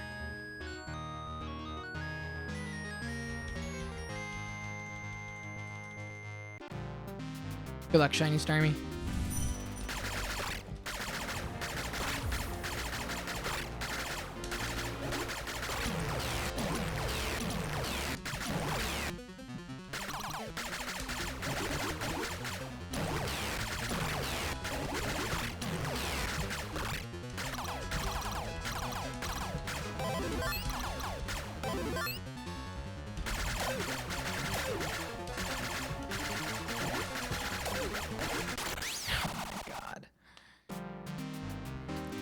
Finally, the game that got me there. Little Might and Magic.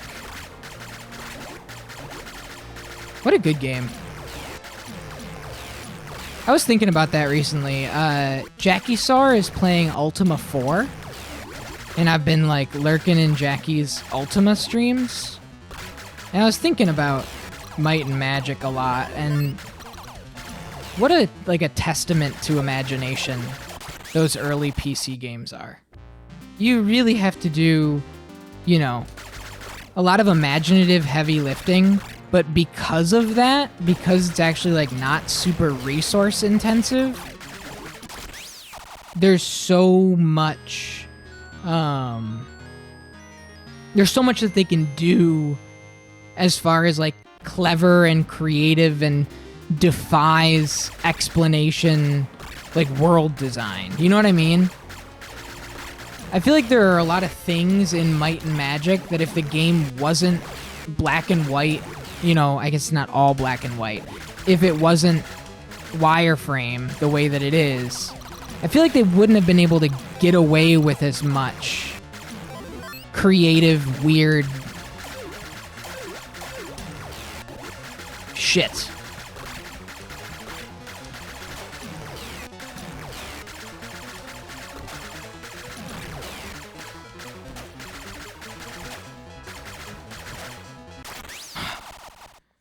That honestly, that worked. That worked. I got a chip on him. For the folks paying attention at home, I did get a chip on him.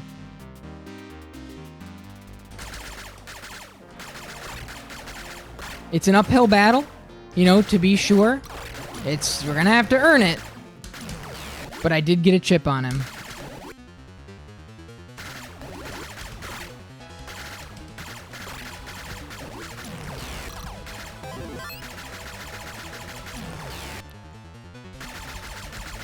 I didn't get the long bullets. Fuck. That's really bad, actually. I don't think we can beat him without the long bullets. We found out he ducks. Yes, he is a lame duck.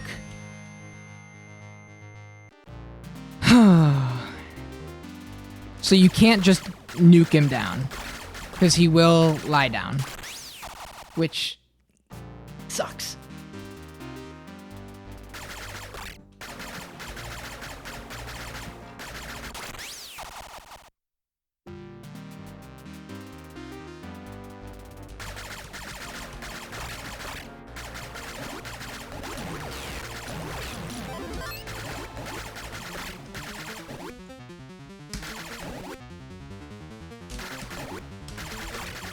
Oh, fuck you, man.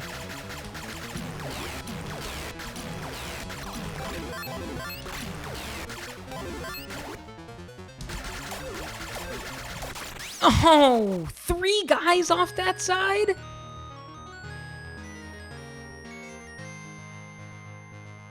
Do you think all 3 of them need to be killed? He's the one with the health bar, right? Do you want to crunch? If you want to look that up.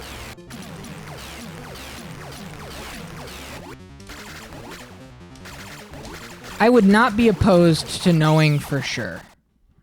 You know, I would, if anybody wants to look that up, if all 3 need to be killed or if it just makes it easier.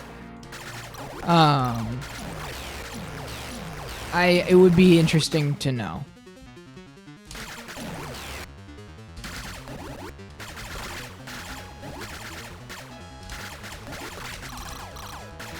Remember, this is the arcade version specifically because the NES version might operate differently. Stop!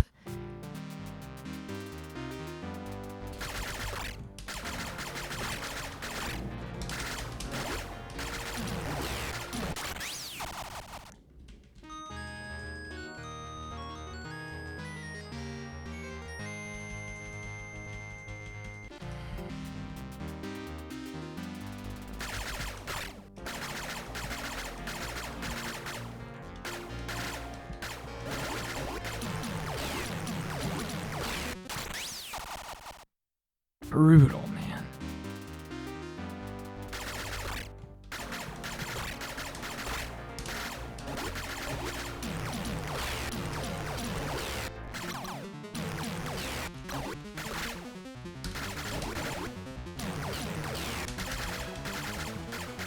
Horrible. Horrible. Horrible.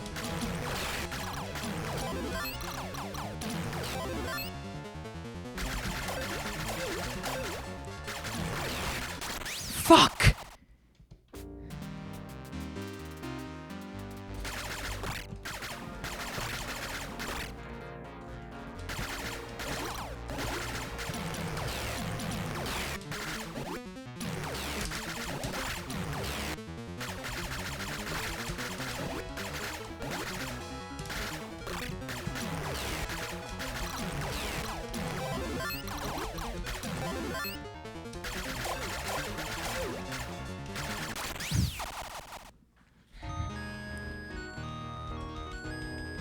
Inconclusive.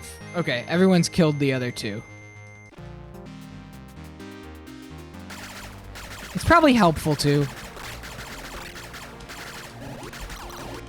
Although in that instance it was the blue shirt that killed me. Just the regular guy.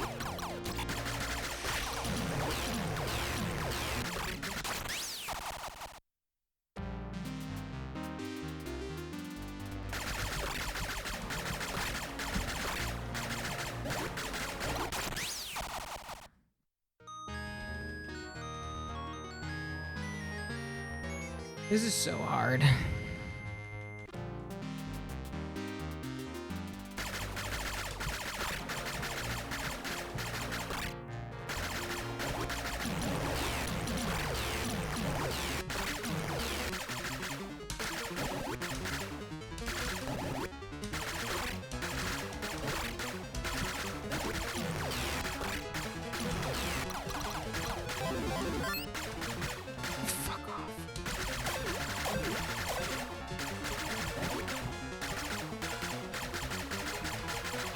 How was the vacation? Thanks for asking, Moosk. It was really nice.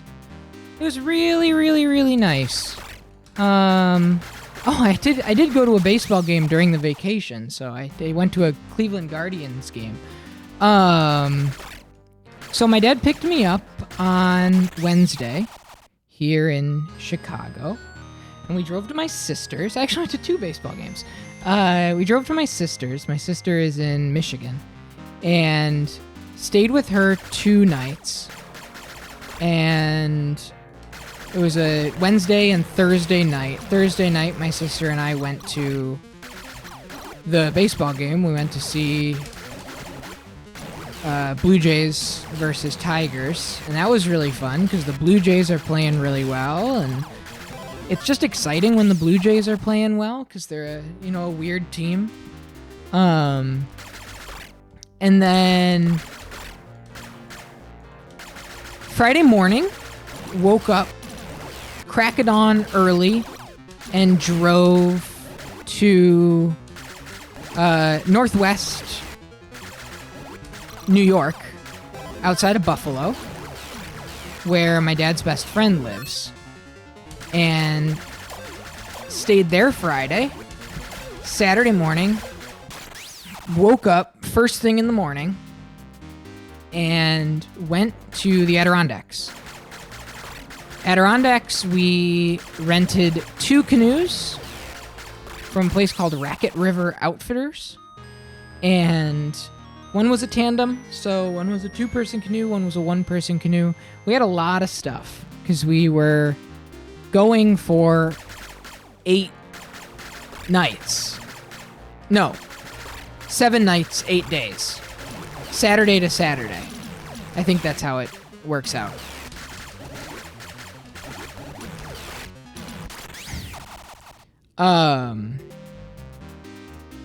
And started the trip, it was really, really, really nice. So it was a big lake.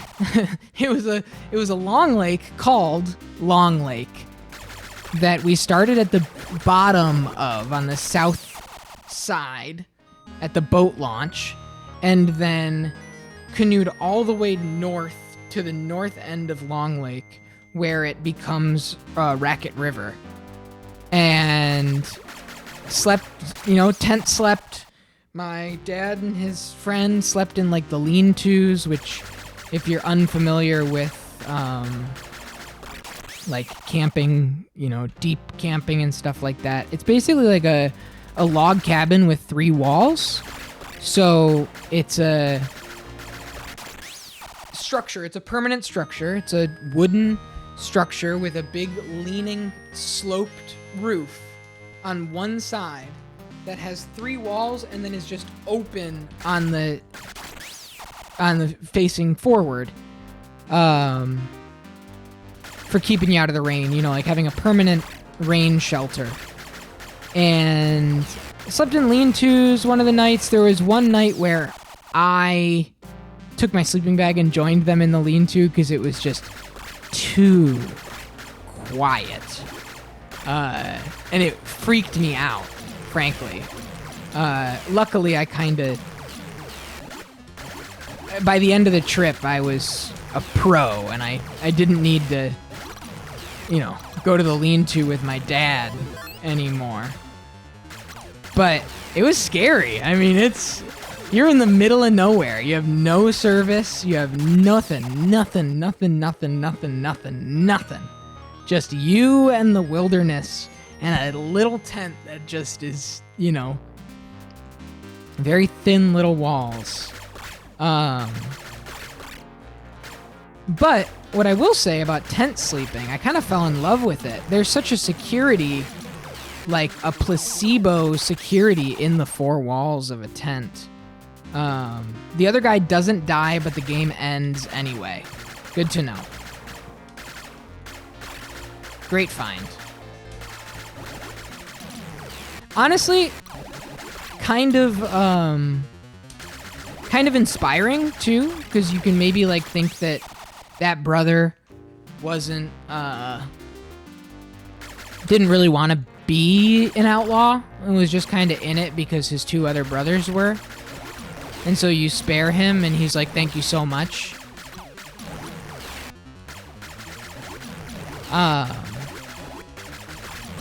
You've been to Buffalo once? The trees smell like a root beer. What the? Is that real? Yeah, I hadn't done like real deal camping since high school.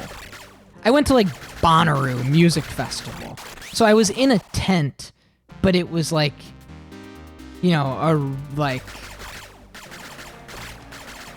you were at a music festival, with a bunch of people on drugs, right? And so this is nothing like that. I like did Boy Scout camps and stuff. That's kind of the closest. But even that, you were in like permanent tent structures on platforms with cots, and you had to set up like mosquito netting.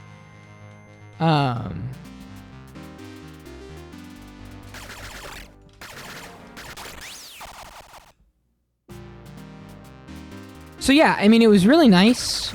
It was exhausting. You know, I got a tan. I was very, very, very tired. There was a section of the trail, or of the, section of the river that was too harsh of rapids to take a canoe down.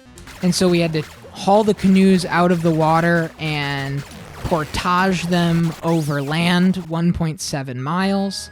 And we had a lot of stuff, a lot of food, a lot of camping gear, you know, a little mini stove, all of this stuff. And so it took like 3 trips of all of us carrying shit on our back, 1.7 miles there, 1.7 miles back, get another full, you know, gear full of stuff, backpack on your back, etc., etc., etc. 1.7 miles there, 1.7 miles back. Strap up, get your stuff together, go on another 1.7 miles there, and then you didn't have to go back that time because you had everything. But that was exhausting. But after we did that, we were in a really nice little area by the lower falls and wound up staying in that sort of camping zone for 3 days. So we had the really tiring haul back and forth and back and forth and back and forth.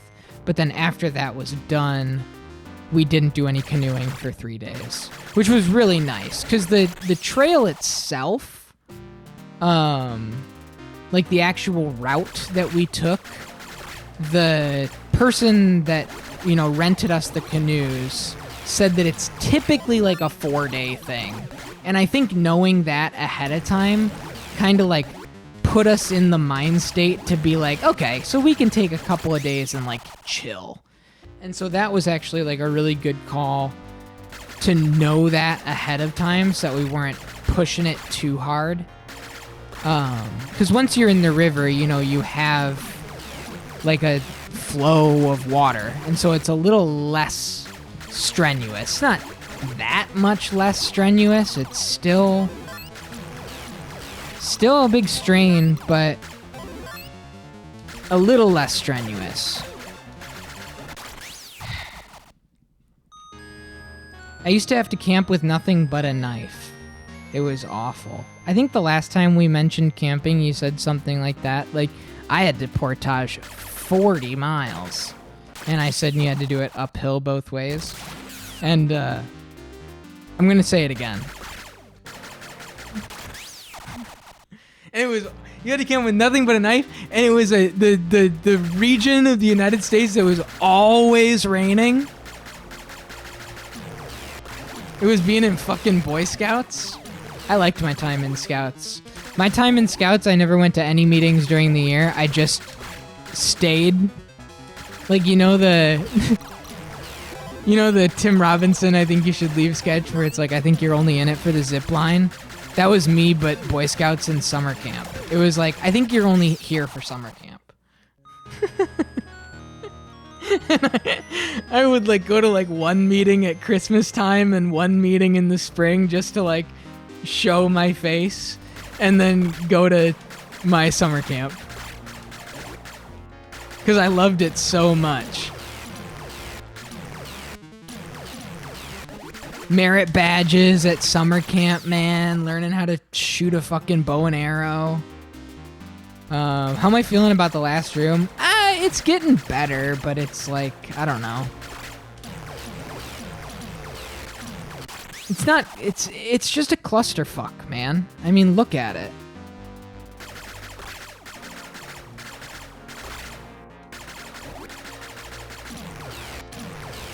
We did these yearly survivor trips where each patrol had to compete for food. What the hell?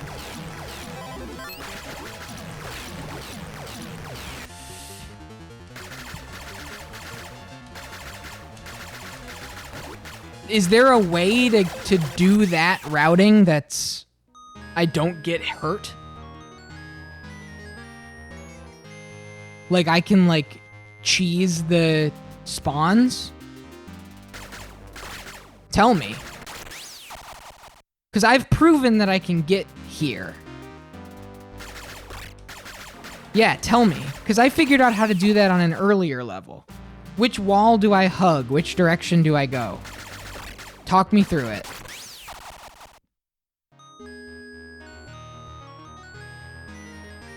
They made me the patrol leader because I was not cruel. Who's the most empathetic guy here? Gotta be Behemoth. You're the patrol leader. Because you're the only one that gives a fuck if somebody dies out here. There's a spot right by the water where the bullets won't diagonally hit you. Wait. On the walk up or right at the end? Like the actual... This? Oh, at the end. Okay. Okay, you're gonna have to, like, tell me... I can get... Okay, so this walk up, I just have to do it. But at the end, there's a safe spot. Maybe. I mean, maybe. God damn it. I didn't get the...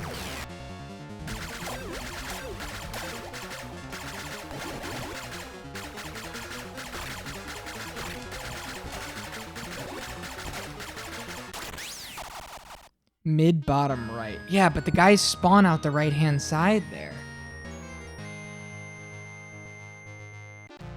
Okay, I'll try it.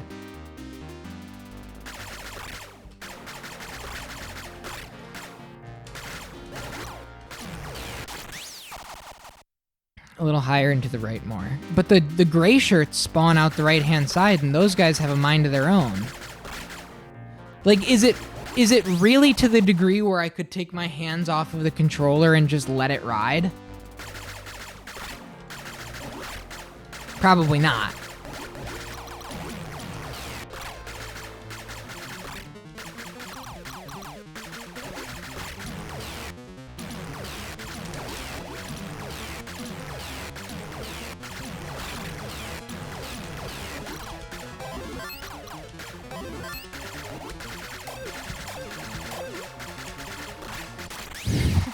God, man, fuck you.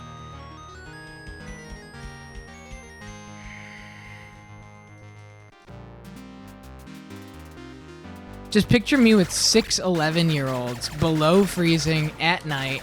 Not 100 feet away, there are people eating a king's feast in a cabin. Okay. I'm loving the picture so far. We're huddled under one tarp. We didn't win two. So it was either on top of the snow or on top of us to block the wind. Want a little more strat info? It's just send me the video. Just send the video in chat and I'll watch it. Cause it's very different what Game Before. It's easy to watch a video and to watch me play and go, this is nothing like the video at all.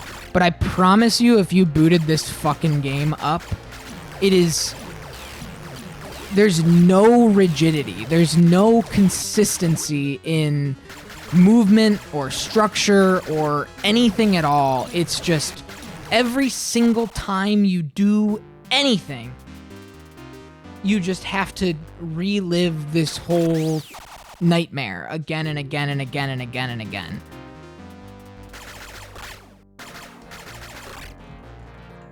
Because every time, everybody moves in different ways. Why were they all off to the left that time? Every single time you boot this up, it's a completely different game. It doesn't work the way you expect a game like this to work.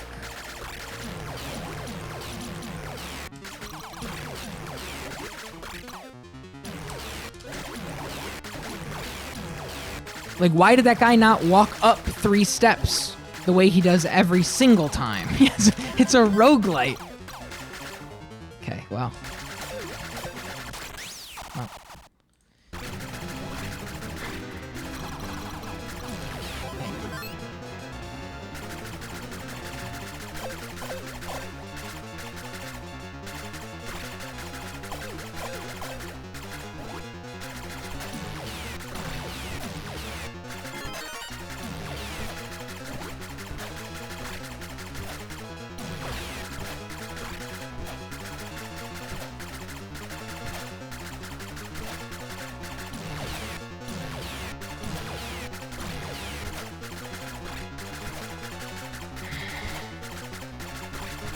I see it. I see it.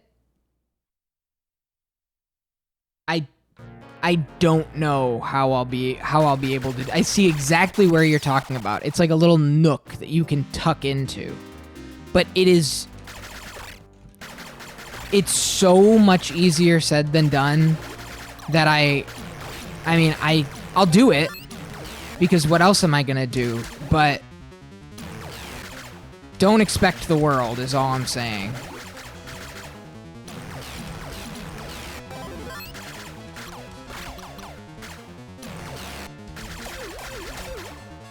Right here.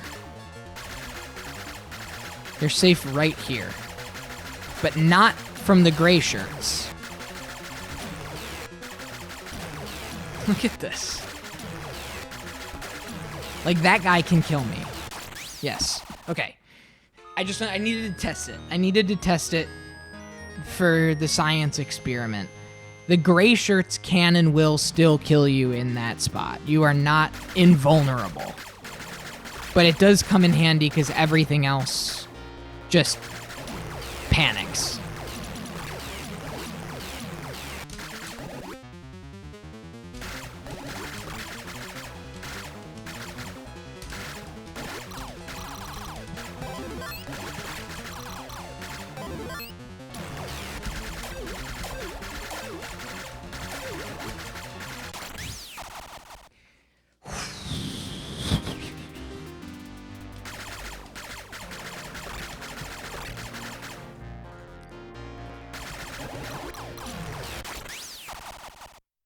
It's never the same thing. It's never, ever, ever, ever, ever the same thing. It is a roguelike shoot 'em up. Where is the purple shirt guy? He's not here this time. But there are 2 guys behind now. It's just... I'm losing my mind. I'm up way too late.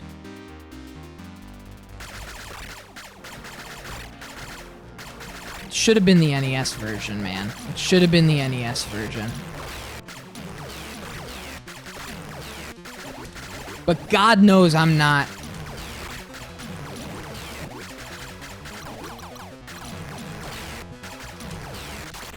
You can't. How do you kill that guy without boots, man?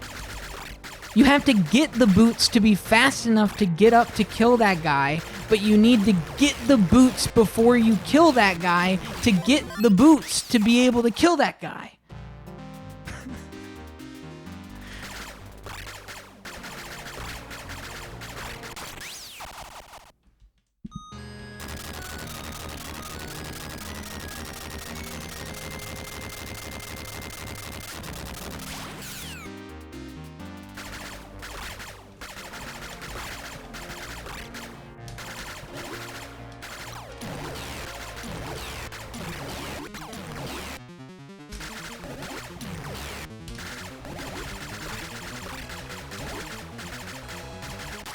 Fuck off.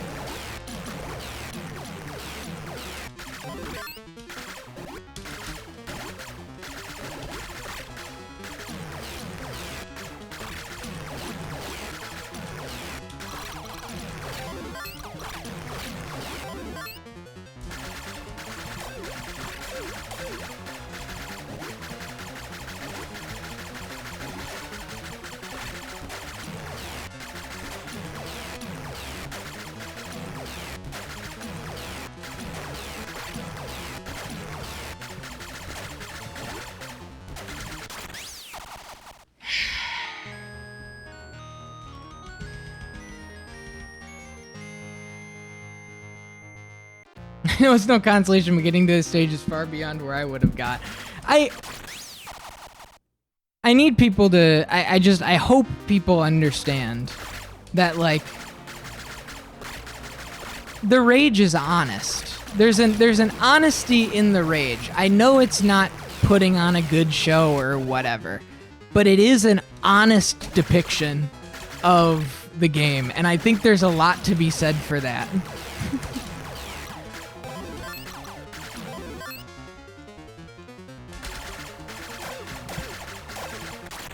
Oh my god!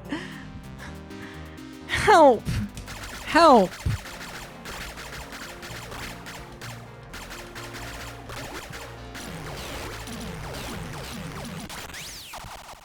It's just,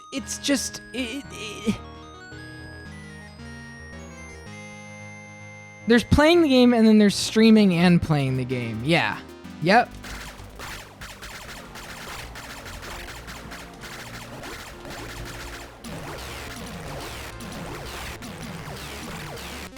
Dude, go away. Go away.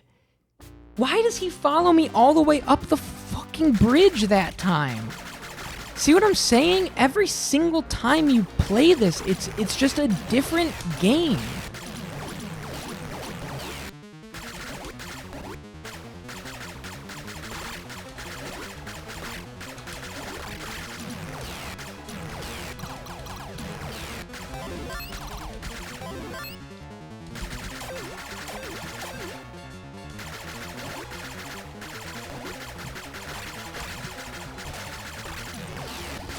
Only so much I can do, only so much I can do. When they're behind me, I can't get around them.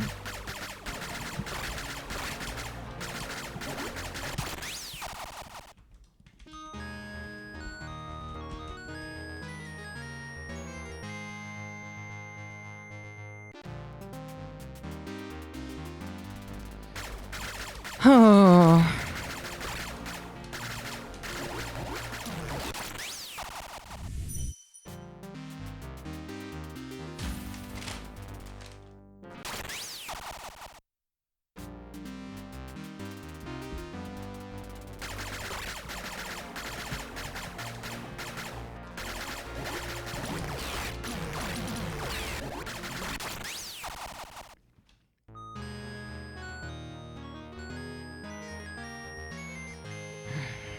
I'm really trying here, folks. I'm really trying.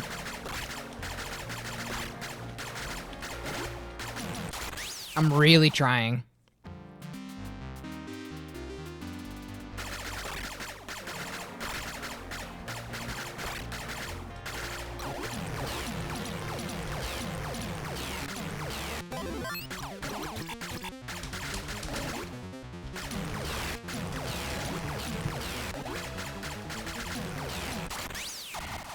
They all spawn in on the right-hand side. You have to take them out before getting the boots. Because if you don't, they'll circle strafe behind you. They'll be behind you. You'll lose. Right? So you have to do it. While at the same time, without the boots that you want, you are walking so slow that by the time you try and beat them on the right and move back to the left, the scroll is going to already scroll away, and you won't have the power-up for the final boss, which is really what you need it for. Right? What have I got going on tomorrow? Nothing really. I'll probably stream. Wednesday, I've got the baseball game. Oh, no, I'm seeing Eddington tomorrow.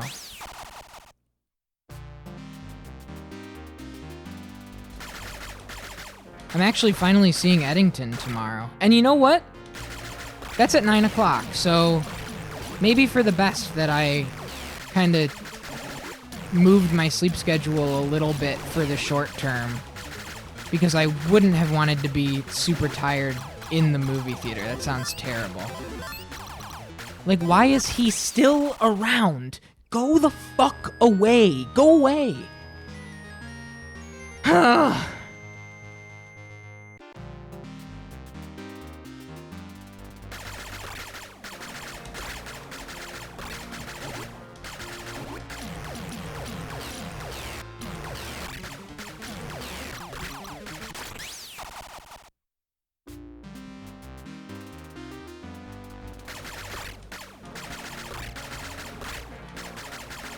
But do you see what I mean about the lack of consistency? If every time I went up here was the same, you'd kind of have like a Dark Souls boss run back sort of feel, where it would be like a little bit relaxing to work your way. I'm gonna watch this.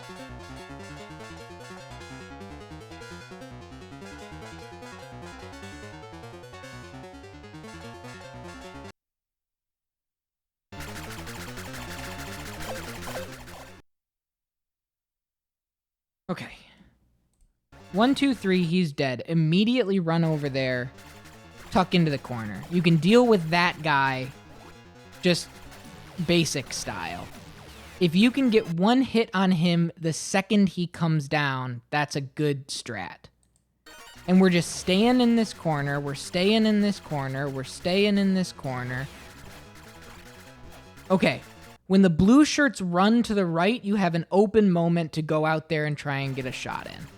So they'll stay, they'll run, wait for him, run out, because there's going to be an opening there in the flow. So they'll run, but you don't have a lot of time. It's hard. I mean, it's hard. It's hard.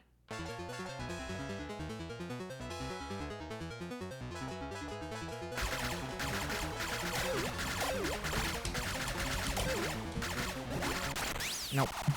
I wasn't there on the left-hand side to shoot that guy. I tucked into the corner off rip, and I shouldn't have. You want to get the guy on the left, because the guy on the right you can just get by tucking yourself in the corner, and you'll be fine. Always go for the guy on the left first. It just makes so much more sense.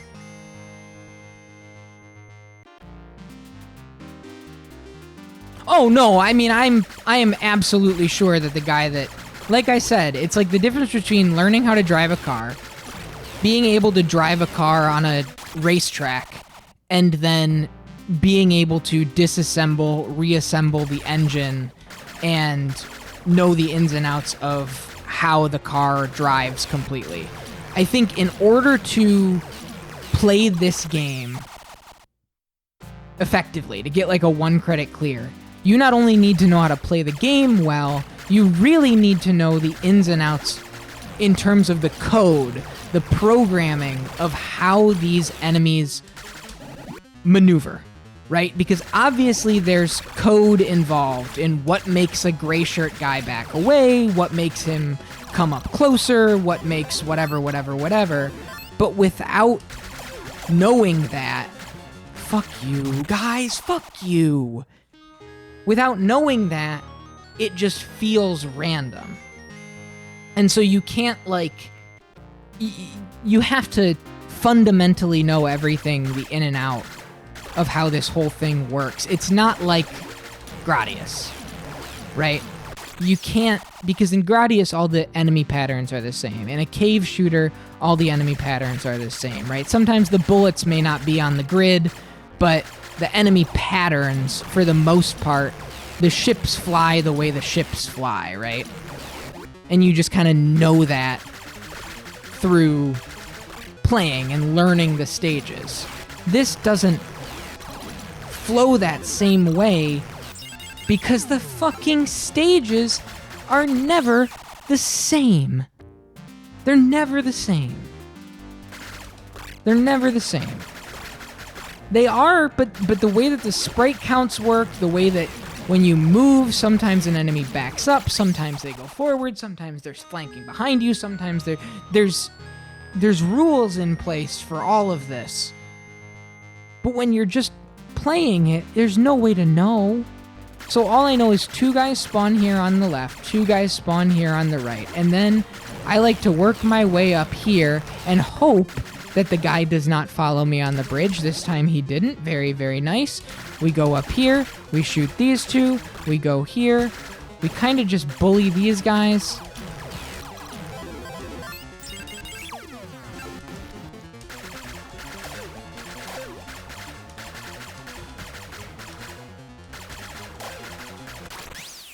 This fucking cow skull, man.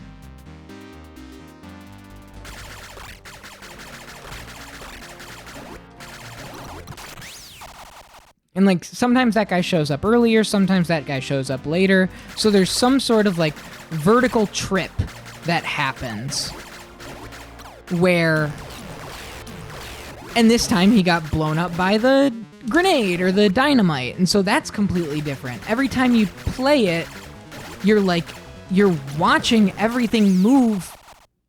There's no consistency. Unless you're like running completely like tool assisted, right? If you were doing like a tool assisted speed run and you had a machine that moved the same way every single time, I wonder how much you can replicate the exact same enemy movement patterns. How much of it is random and how much of it is one-to-one replicable run over run, because it's all just based on how you're moving through the level. You know what I mean? Right. I mean, it could be related to your score, right? It could be like if the second number is even, then the gray shirt guys flank. If it's odd, they run. You know, like that's the thing with that double dragon wall, right? That's the whole idea with that double dragon wall, is that there was nobody knew how that was programmed, and so it just felt fucking random.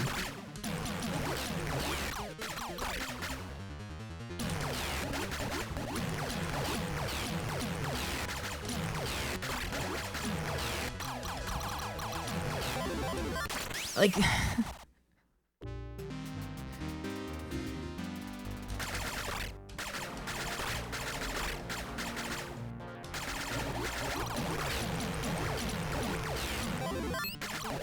and now this guy's following me up the... Good, he got destroyed by a grenade. And then that guy fired a shot. He never fires a shot. He just fired a shot. Sure, why not? Whatever. It's just, it's too much. A product of your facing direction and which quadrant of the screen you're in. Yeah, and so, you know, in execution, it makes for enemies that move weird like a player character would. It's really cool. I mean, I don't want to... We have to remove ourselves from trying to beat this game. I have, like, frankly, truly nothing but very, very, very excited and effusive praise to sing about this game as a casual go to the arcade and see this one on the, you know. It's so crazy. For 1985, it's insane. Trying to beat it is like... Oh, well, no, I'm saying, like, even as a person playing it, go back and watch the first run that we did on the first night, and just imagine that's you at the fucking laundromat. You know? Like, you're waiting for your clothes to dry, and so you go, I'll put in a couple quarters in Gun.Smoke. It's a shitload of fun. It's a really good arcade game. It's just, we have to agree as a community that, like, we probably weren't meant to beat this, right? To a certain degree, we weren't meant to beat it. You can, for sure.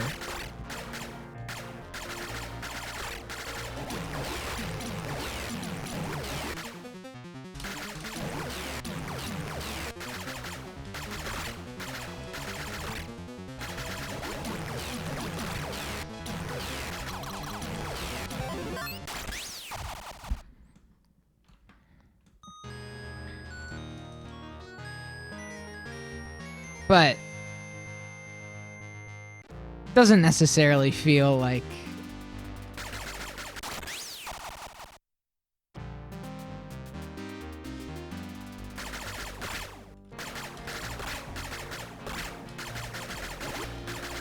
right, but I mean, I just think, like, obviously you're designed to eat quarters, but the ways in which this psychologically, you know, like gambling psychology encourages you to go, all right, one more run, one more run, one more run, one more run.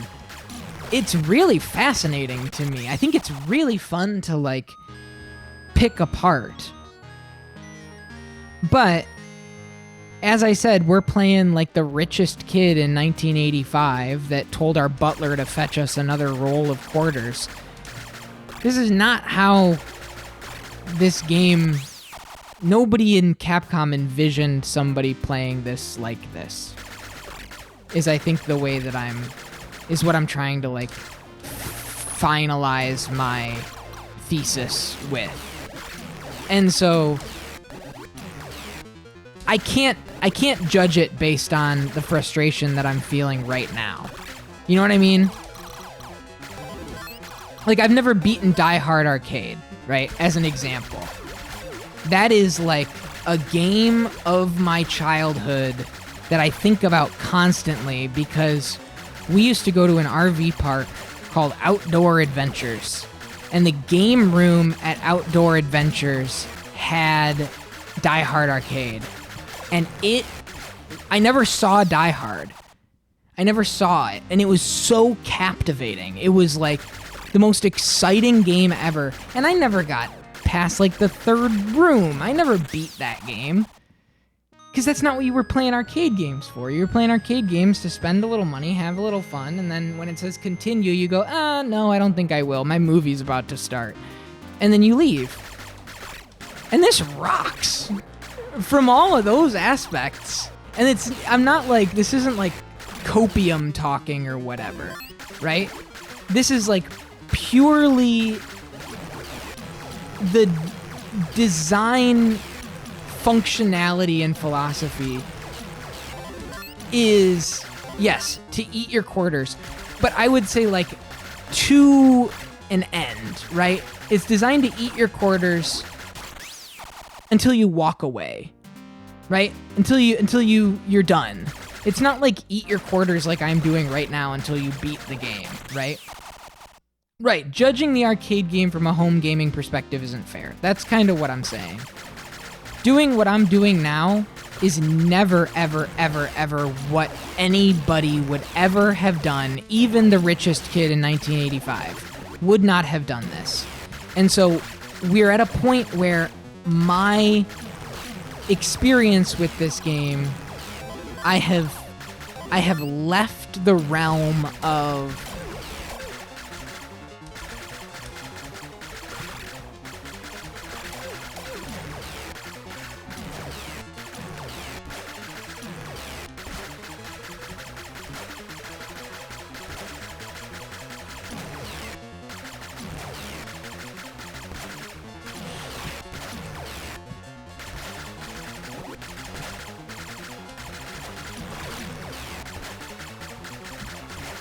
Nope, I'm dead. I'm dead. I'm dead. I saw him. I saw him. I saw him. I saw him, and I couldn't get him because everybody else was in that fucking zone.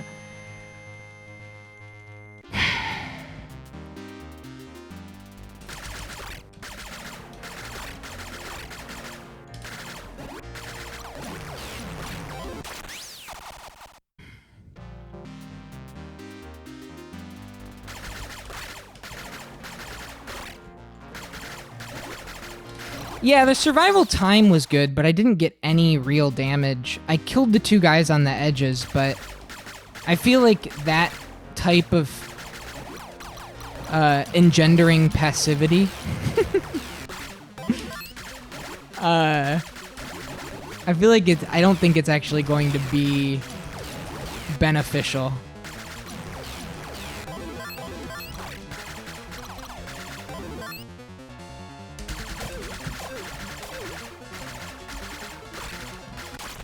I wasn't in the right fucking little corner, stupid ass.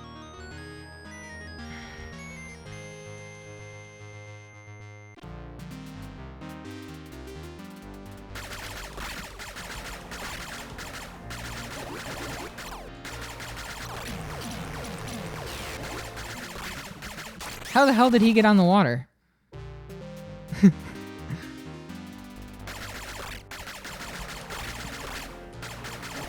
I wish I could beat this.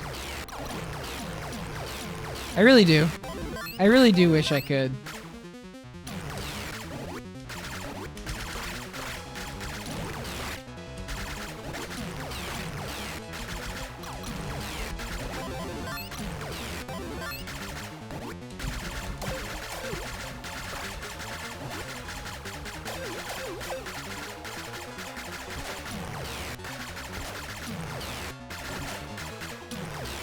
Gray shirt. There's a gray shirt, and he is completely behind me right now. So at any moment, he could fire a shot, and I can't do anything about it.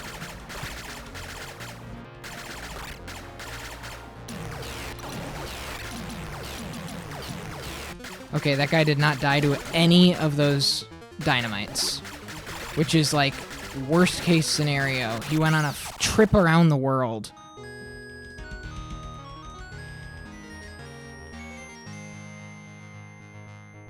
It's just... I gotta study tape, man.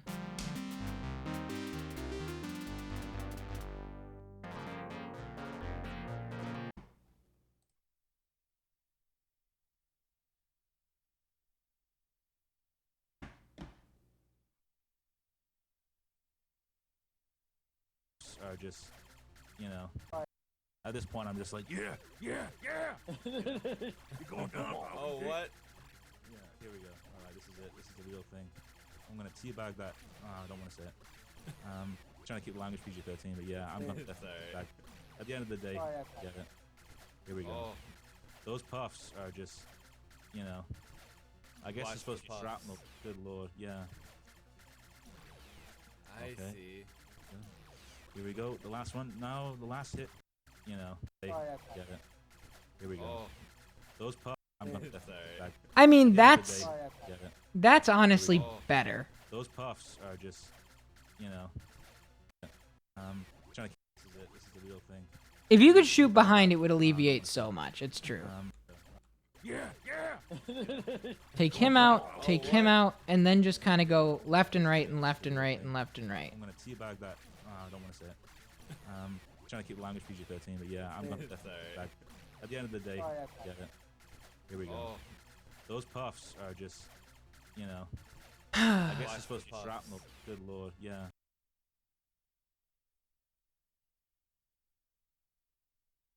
All right.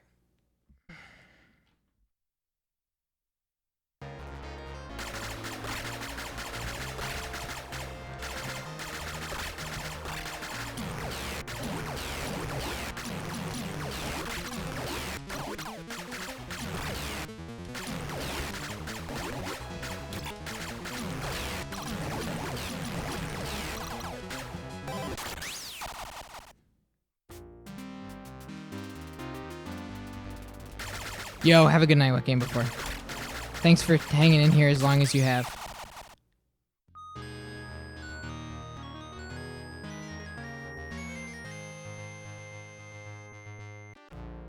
Thanks, everybody. Thanks for chilling tonight. We had such a fun rush of momentum. This is like a really brutal way for it all to end. You know, remember like all the checkpoints were so exciting every time we would hit one, and then it's like just came to a screeching halt here.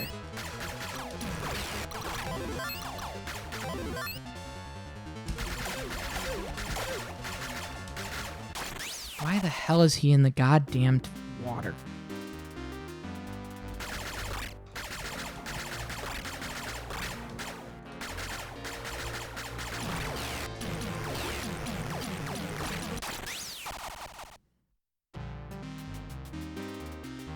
All right.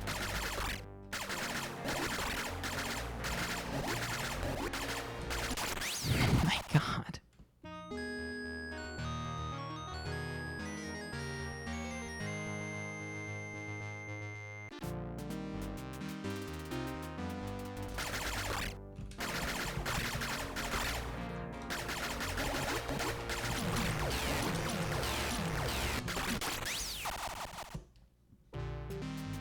You walk too slow to...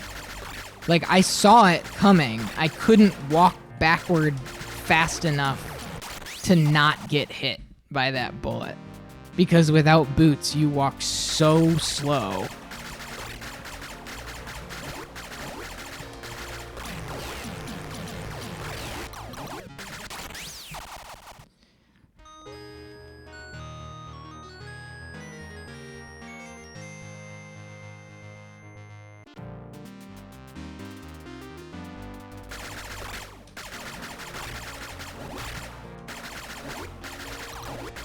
I mean this sincerely.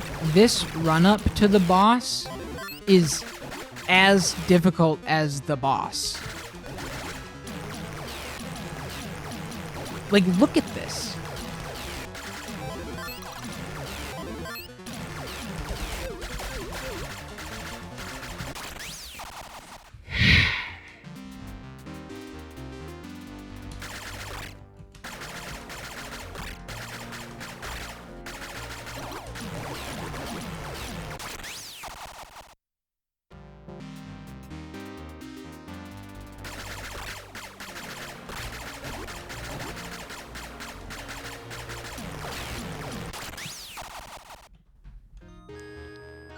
This is so frustrating. It's so deeply frustrating. Thank you to everybody who has hung in here this long.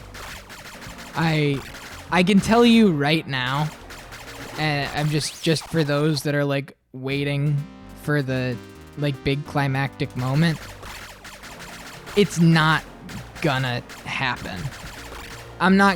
There's gonna be no like, there's not gonna be any sort of like, yes! It's just gonna be like, okay, thanks. See ya. This game came out before bullet hells. I would rather play a bullet hell. I would immensely rather play a bullet hell.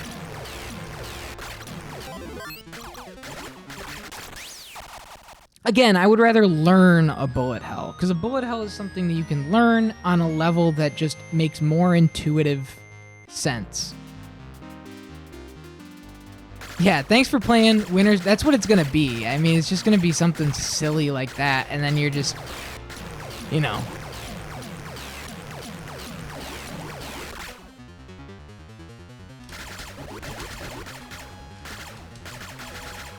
It's not gonna be exciting. And I'm not gonna be excited, I think is what I'm trying to say.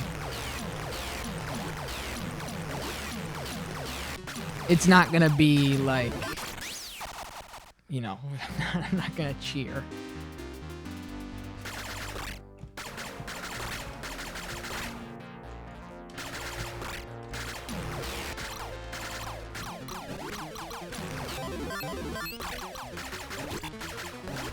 So,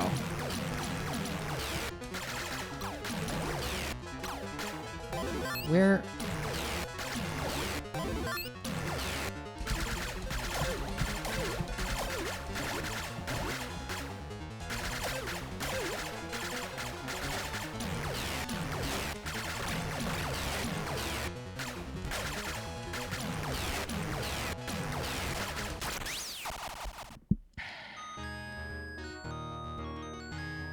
Yeah, a robotic arm emerges and immediately turns up the difficulty, yeah. I just don't know how that guy stays on top of all of that shit. I don't understand it.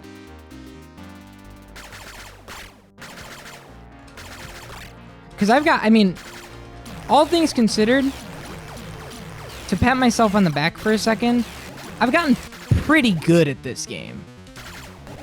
It doesn't feel like it right now because this is literally the end of the game, but that choke point on stage 3, I would get past it at this point. I have the mechanical, like, knowledge to make it through those sequences that once proved nigh impossible. But I don't know. It's like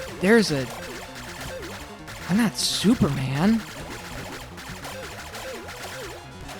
Okay.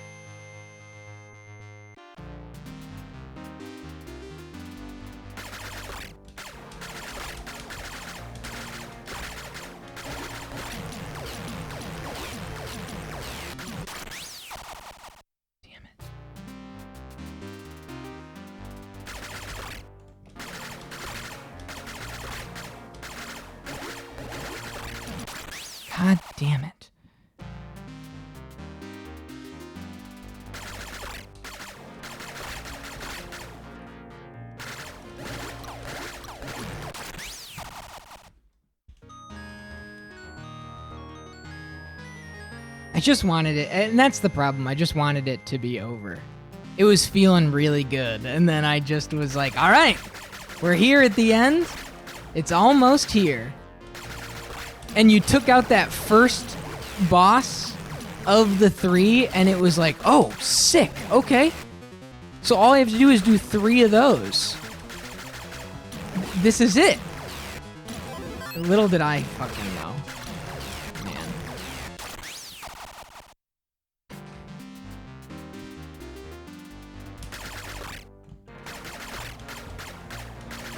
Again, I don't understand how to do this run up consistently. And that's like the most embarrassing thing right now, I think. Is that I've never gotten to a point in this run up where I go, okay, I got that down, you know? Walk into the boss was easy. That never happened. And so I don't know if it's something that I can watch. Music changed and everything. Yeah. It does that.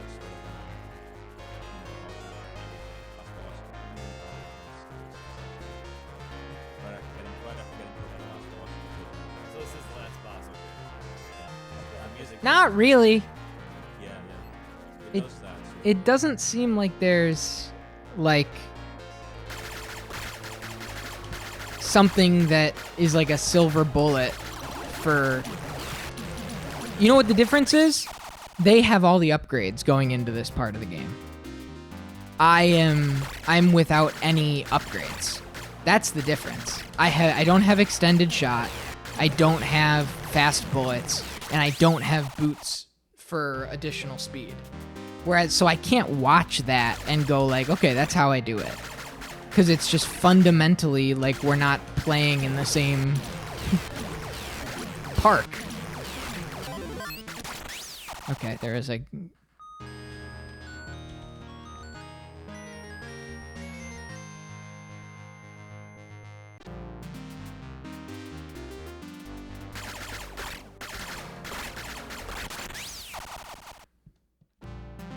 Alright. I'm gonna go like 15 more minutes. If I don't get it, I'm gonna pause the mister. I'm gonna do this. I'm gonna go to bed.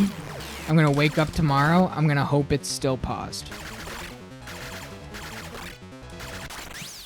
Because I can't do this anymore. Like, this game takes a lot out of me on a 2-hour stream, and it's been 8. So...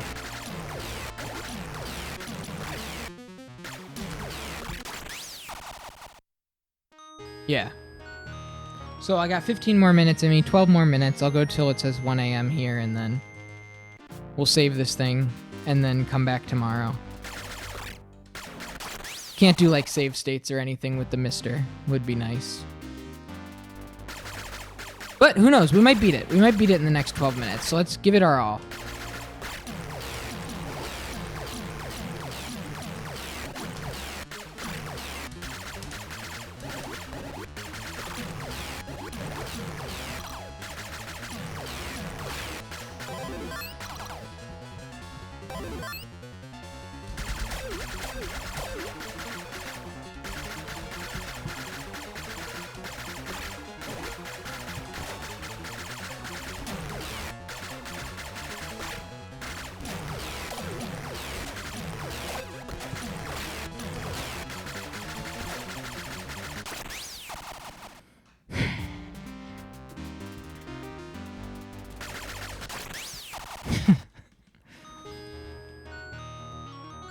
It's like, how can it not just suck all the wind out of you, man?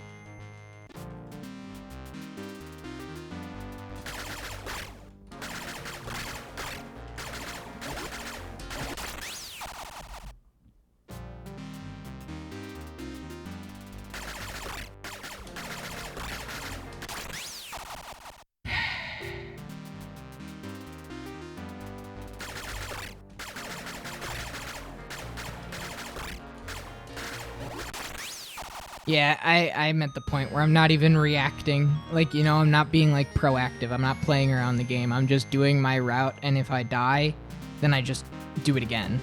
And that's a bad place to be. Especially, again, for arcades that were never meant to be played like this.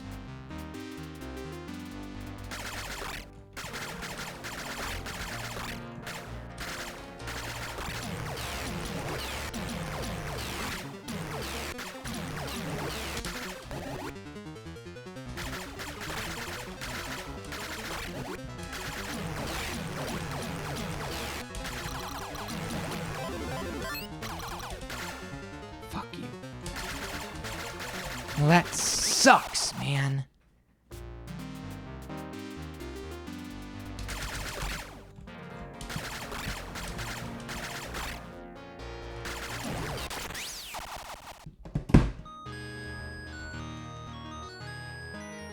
Come on.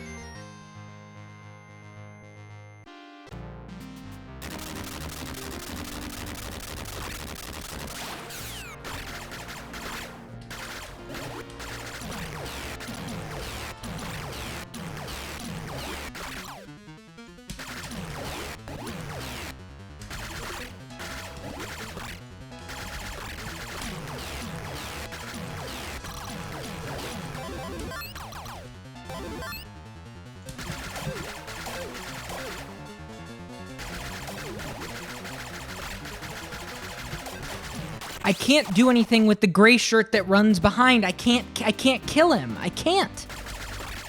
As soon as he goes and flanks around, there's nothing that I can do. I have to be proactive because if he even fires one bullet, I'm dead.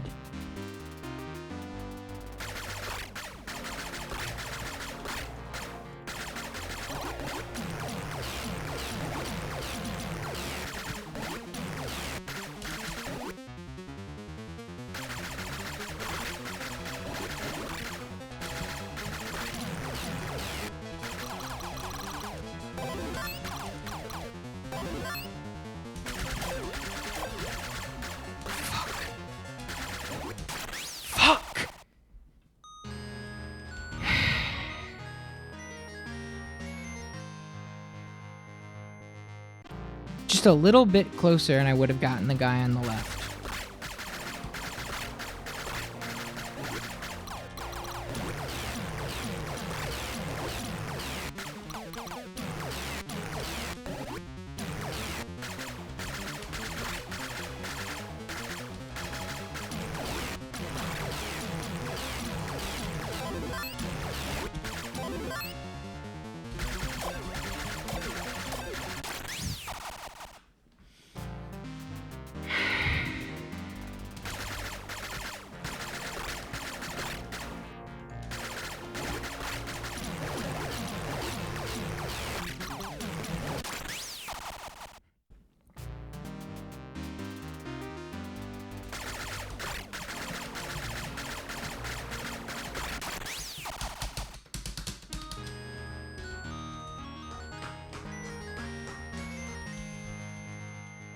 This sucks. I'm so sorry, guys.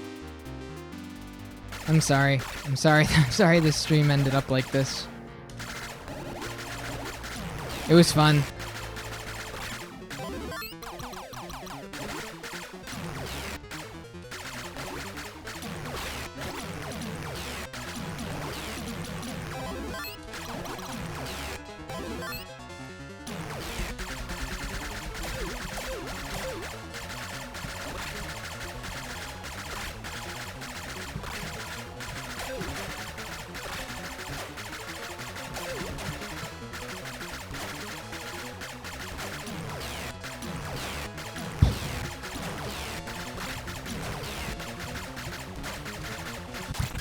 Oh my god. God, give me a fucking break.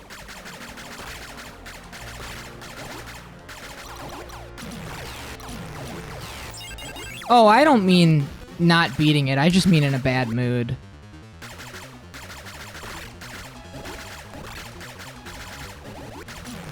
There was something that was said to me very early when I started streaming. Because, you know, I have a lot of fun playing games. I look for the good. I'm always smiling and laughing and just having a good time, and I play some games that like people might think are shitty or whatever, and I enjoy them, not in spite of them, but like looking for the good. And I had a raid once, and when I raided in, I was playing some weird game. I don't even remember what it was. And it was something early on. It was some game that did not have, you know, like maybe like Resistance 1, right? Where it's like, yeah, it's good, but like, you know, it's Resistance 1, dude. Like, it's not Halo 3. And I raided into this person. And they, you know, were like, yo, Goaty, thanks for the raid, blah, blah, blah, blah, blah, blah. How was the game? Oh, you were playing, and I don't think it was Resistance, but I'll just say it was Resistance for the sake of descriptor. Oh, you were playing Resistance. How are you liking that? And don't worry, you're not on your stream anymore. You can tell me how you really feel. And that was like 3 years ago now. And I still think about it because it has like done like irreparable psyche damage of like people thinking that I'm faking it. And it's a statement that was like relatively innocuous, but it really, like, to this day, it was years ago. I remember everything about the situation, except for what game I was playing. But, like, it didn't matter.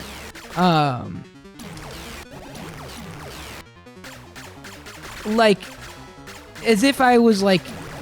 Because, you know, we talk about, like, the kayfabe of spoilers and launch day and all that kind of stuff, but I want to be clear. I mean, I'm playing a lot of old games that are weird, that are rough around the edges, that are tough, that maybe you haven't heard of, that flex different muscles, that come from different creative spaces, that aren't gonna win Jeff Keighley's Game of the Year awards, but I've never faked. And that's why I'm saying, like, I said it earlier, I said it's honest.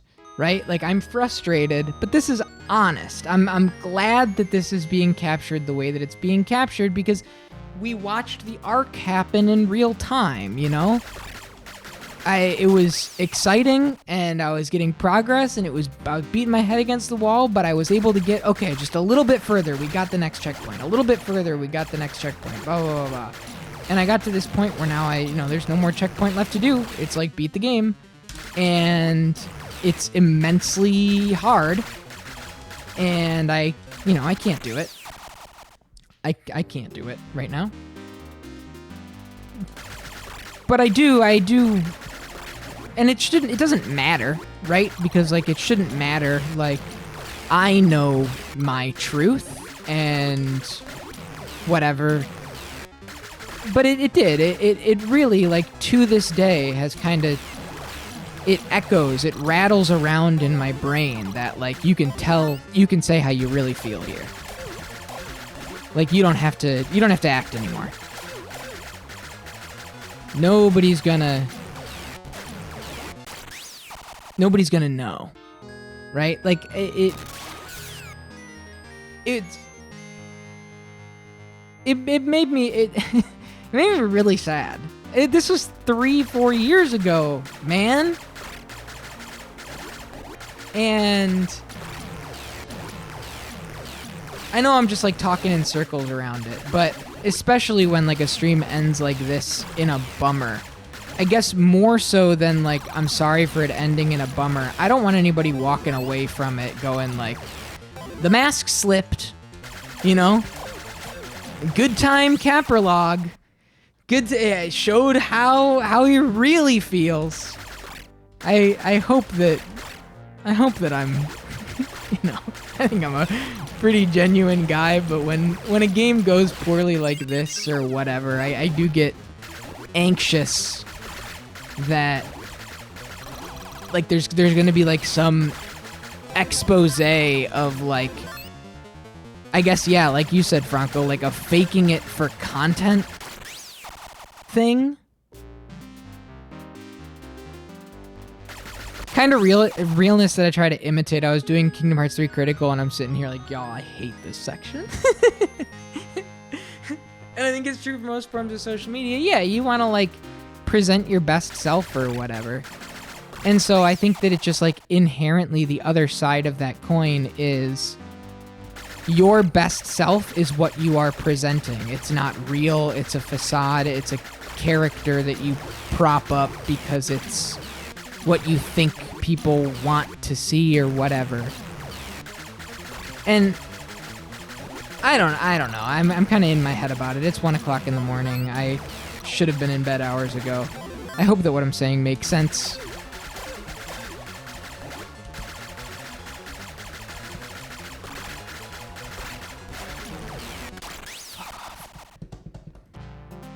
It's 1 o'clock. This is my last try. And then I'm putting this game on pause.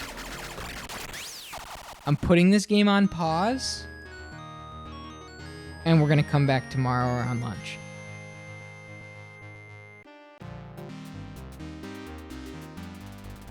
All right. I hope it's still here when I come back. But if it's not, let's have a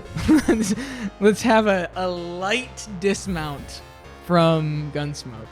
Although I do think that I've said most of what I've needed to say about Gun.Smoke. Nice pull.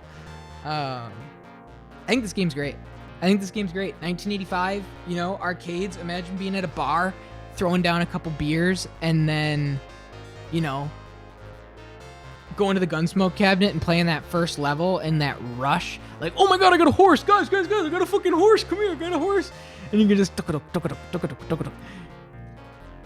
Was anybody ever meant to have an arcade stick in their home and play this on a television? Certainly not in 1985, they never thought so. That's why they made the home port version on the NES, which I still want to check out. But you can't judge it as necessarily something that you're beating all in one go. You have to judge it as what it is, an arcade game that you play and you throw a quarter in, you get as far as you can. And even if you judge it as something to beat, 10 levels of variety, of different stages, of different bosses. There was a train. There was, you know, a poorly aged, different type of enemy. There was the Indian section with tons of teepees instead of houses and bows and arrows instead of guns. There were, you know, it certainly wasn't all, 2025 friendly, but hell of a lot going on in this game. Really, really, really impressive. A lot of cool boss designs, really kind of boil down to the same thing, and a lot of brutality with the never-ending waves of enemies. But all in all, I don't know, man. I think this game's awesome. We are going to check out the NES port. We're going to see if this stays up until tomorrow. Maybe I'll rest. I'll have a nice lunch. We'll come back. The muscle memory will set, and I'll come back here and we'll bash our head against this for a few more hours. Or maybe it'll be like a Dark Souls boss where you sleep for the night and then you come back and you beat it second, third try. We'll have to see. We'll have to see together. Thank you, everybody, for being here this long. Yeehaw, man. I did not expect to be streaming this long, but the game's really fun. You know, what can you do? Moosk, last cat packs for the road. Pig Butcher. Hell yeah.